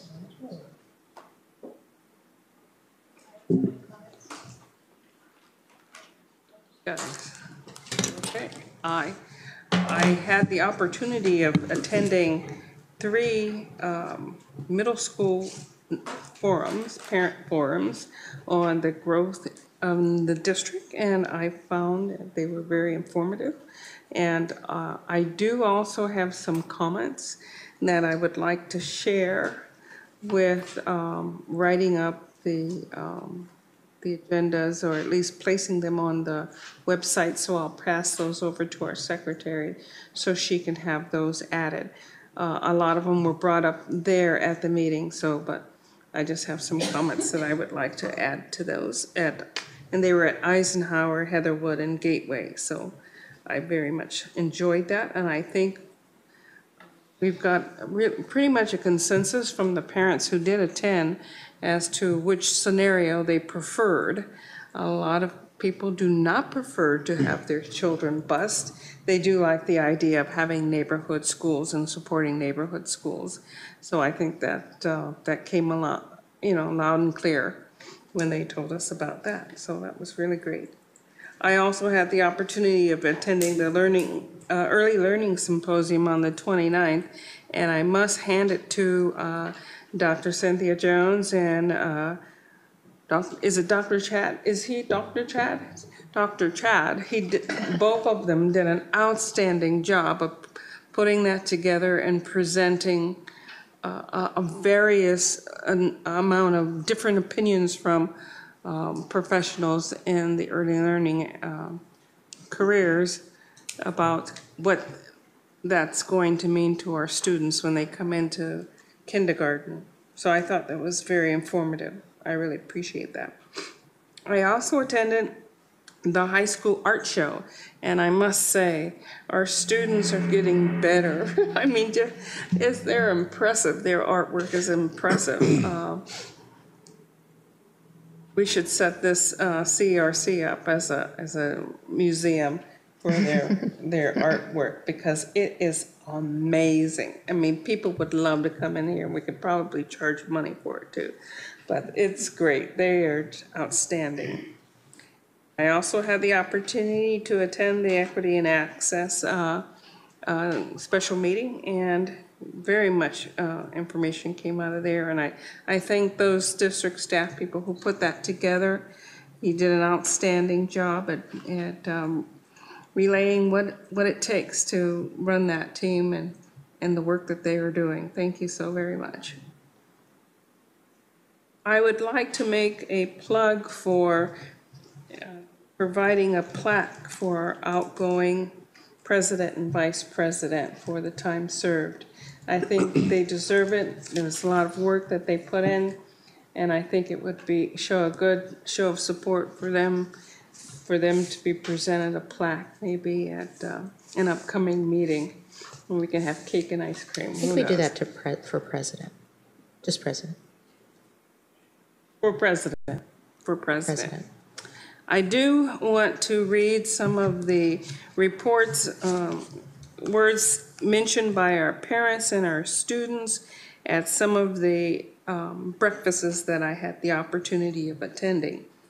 At Woodside Elementary School, and I must say, the kids are very, very much involved as ASB participants in what their school needs. And so I really would like to mention this. The parents felt that the strengths there at Woodside are the teachers and the staff. They're very caring. They also say that they go out of their way every day to make it a fantastic learning environment for the students. Kids come in early for help, and the teachers are very fantastic about communicating. They very much like email, but they do like to talk one-on-one with their teachers. But they prefer emails because sometimes those little pieces of paper, sometimes they get chewed up in kids' backpacks, so they never make it home. But they're very much appreciative of the way in which the teachers and staff go out of their way to become very communicative and very accessible. One parent and several parents then commented that it starts at the top with the principal, and they're doing a very excellent job of getting information out in the form of emails and newsletter, but sometimes the newsletters don't make it home. They did mention that there should be a way in which we can allow teachers to go through transition, or allow the teachers to take kids that are going through the transition to middle school a little bit better than what we have done in the past. Also, I heard this also at Eisenhower, in which going to middle school is very stressful for some kids, and that we need to do better at preparing kids for that big transition. Having to transition between one class to several classes is very hard, and some kids seem to get lost in the shuffles, or at least express some stress involved in that. Another parent also mentioned that maybe we can bring a 6th grade teacher to the school so they can sit in the school all day and show kids really what it's all about, you know, as far as transitioning to middle school. They do mention that they need more volunteers down at Woodside, and one parent went out of the way saying, you know, I'm here all the time, and it sure would be nice if other parents, and that's going to be very difficult. And it's very hard for them. Let's see, diversity is very strong, and they believe that at Woodside, because it is a very diverse campus, they believe their kids are getting a very large, very good education in transitioning to other environments in which diversity isn't just one-sided or one-directional, that it's very diverse. Also, the parents at Woodside mentioned that over the last couple of years, there's been a large number of teachers transitioning from Woodside, and that perhaps in the future, too many leaving at one time is very difficult for them to adjust to. Whatever we can do to keep that number of, those teachers that are leaving or moving to another school to a smaller number would be helpful. One more? Okay, one more. The students are very happy. They are very participant, and they are very large participants in the girls' running club, soccer club, the violins. They need more instruments. They also would like to have more Chromebooks and more time for PE. So, as you can see, Woodside is very, very much active. Okay, I will leave my other schools one at a time at different meetings and at meetings in the future. And again, if we can provide a plaque for our outgoing president, I think that would be a good thing to do. Thank you. Thank you. Dr. Cohen? A couple of quick items. One, I think we had about 24 participants on last night for our Russian-Ukrainian family conversation. And actually, people stayed well after the activity was concluded. I think that it worked really well. And the combination of the groups? And we set up tables by language. So we were able to, it was a brilliant approach to it. And I think folks very much enjoyed being able to come together. So we'll do another one. They gave us a thumbs up and said that they would like to communicate with members of the community or communities, depending on how you conceptualize the Russian-Ukrainian community, and they would like to be able to have more folks come talk with us. So it was just super. I believe I got a little matrix going around for availability for the summer workshop dates. So if y'all could finish that for me tonight, I'd like to be able to nail down which dates we're gonna go with. And then I just wanted you to know I made a decision today. The high school principals tentatively asked me whether or not they ought to reorder all the diplomas because we changed the board officers, and I said, no, let's go with the ones that you purchased and printed. We wanted to make sure you were all okay with it. So it's fine. So I just want to make sure you were aware of that executive decision. That's it for me. Well, I heard this term at a recent meeting, an attitude of gratitude. So that's what I'm going to share tonight. It was a great meeting tonight, and I am thankful, Mike, for you hosting those the 5 meetings at the middle schools, which I attended too. And Mike, I'm also thankful that I believe it was you and Darcy, or maybe just Darcy, interviewed for the Herald in their article yesterday that I think really outlined our investment and our plan for elementary school 18 and North. But what I heard both at North and from another community member is that they do not think we've done enough to communicate the timeline for North. That at least one parent said they felt lied to, and another parent shared what I'll share in just a few minutes. But that I do think we have a great opportunity to share in many ways. I mean, newsletters, newspapers, Facebook, whatever way reaches parents, that through the voter approved bond, the great investment we're able to make in the North End. that the elementary schools that feed into North are some of our schools with the highest poverty, and that with that voter-approved bond, we're able to put in about a $50 million investment in this area, which I think shows the commitment that we have that each student deserves a first-class public education. And I think any way we can show those parents at those elementary schools what the voters of our district did, I think would just be phenomenal. They've waited at least 3 years too long for that school. Plus, in talking to the kids that were at the North meeting, because I remember right when Forest View opened, the educational opportunities that came with a brand new building, but that was not a place where kids were, and maybe the opportunities have happened at some of our schools that have been remodeled. But the fact that the construction really will show an opportunity for the students to see and maybe learn about if we can engage our vendors in engineering and architecture and the trades, and that maybe this could be a good opportunity to really show ways of helping each student see college and career and life ready, that these are real workers doing real jobs right on their premises, and maybe there's some field trips elementary schools can do or something. I think that construction could, and the different specialties that are in there could really help. And then my second thing I'm very thankful for, Sally and Gary, please thank the team at Eisenhower for our gifts tonight. And this is very, very timely, because I was actually going to have my second thing I talked about healthcare and medicine, and the fact that I've worked in healthcare for well more than 20 years in college and out of college and through today.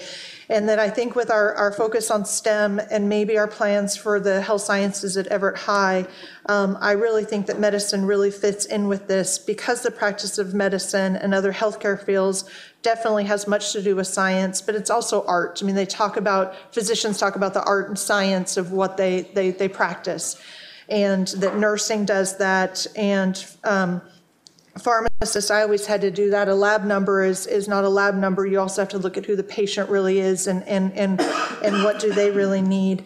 And that is we're moving to this. And with my expertise and the people that I know, I would just like to offer my services to any student that is considering a career in the healthcare field. I have had a few reach out to me. I would welcome any more that want to, because if I can't answer it, I know a lot about nursing, but I'm not a nurse. I know a lot of nurses. I know a lot of physical therapists. I know a lot of physicians, but just that most of us in our field like talking and helping people come into our field. And I'm thankful for all those that have cared for everyone in my family that has struggled recently, and just that I have enjoyed working in healthcare, and I'm just thankful and want to offer what I know to the students of our district. So thank you. Well, it has been a stressful 2 weeks because we are still doing AP testing. This morning I took my AP calculus test, and on Thursday I will be taking my AP statistic test. So it's just been really busy for everyone so far. I know I missed 3 days of school last week because of AP testing all in a row, so I just happened to get it over with this week.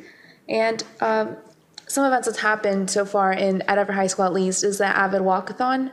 That was a few weeks back, and I was part of the committee to help set it up, and I have to say it was really interesting to be part of something that has helped students so much. I know Avid has helped me a lot, and it's just the money goes to scholarships, and that's what we're all applying to, so it's just something amazing to see how we can, as students, can help with that. And also an event was Battle of the Books, which is when you have a list of books you can read, and you make a group and you have to try to there are questions you have to see how many you can get right. And my team this year, I've been in Battle of the Books for 3 years now, and we finally made it to districts this year, and unfortunately we were second to last, but it was still an amazing experience, one of the best experiences I've had so far at Everett High School. And also the talent show is coming up, Battle of the Talents, May 12 at 7 p.m. So I'm really excited for that as well. And I have to thank Dr. Cohn for inviting us on We Day. It was an amazing experience. We got to meet so many speakers. We got to meet one of the co-founders, some warriors, and we met Buzz Aldrin, and it's just an amazing experience and so inspiring, and to see that we can all help make a difference. Thank you. I just wanted to quickly thank my fellow directors for your confidence and the honor to lead you through the end of this year. So thank you. And with that, we move to section 17.0, executive session. The Open Public Meetings Act provides that the board discussions on certain topics may be held in executive session. The board of directors will recess for 5 minutes to reconvene in executive session to consider the selection of a site or acquisition of real estate by lease or purchase, and to discuss with legal counsel representing the district matters relating to agency enforcement actions and potential litigation to which the district is likely to become a party. The executive session is expected to last 60 minutes. No action will be taken following the executive session.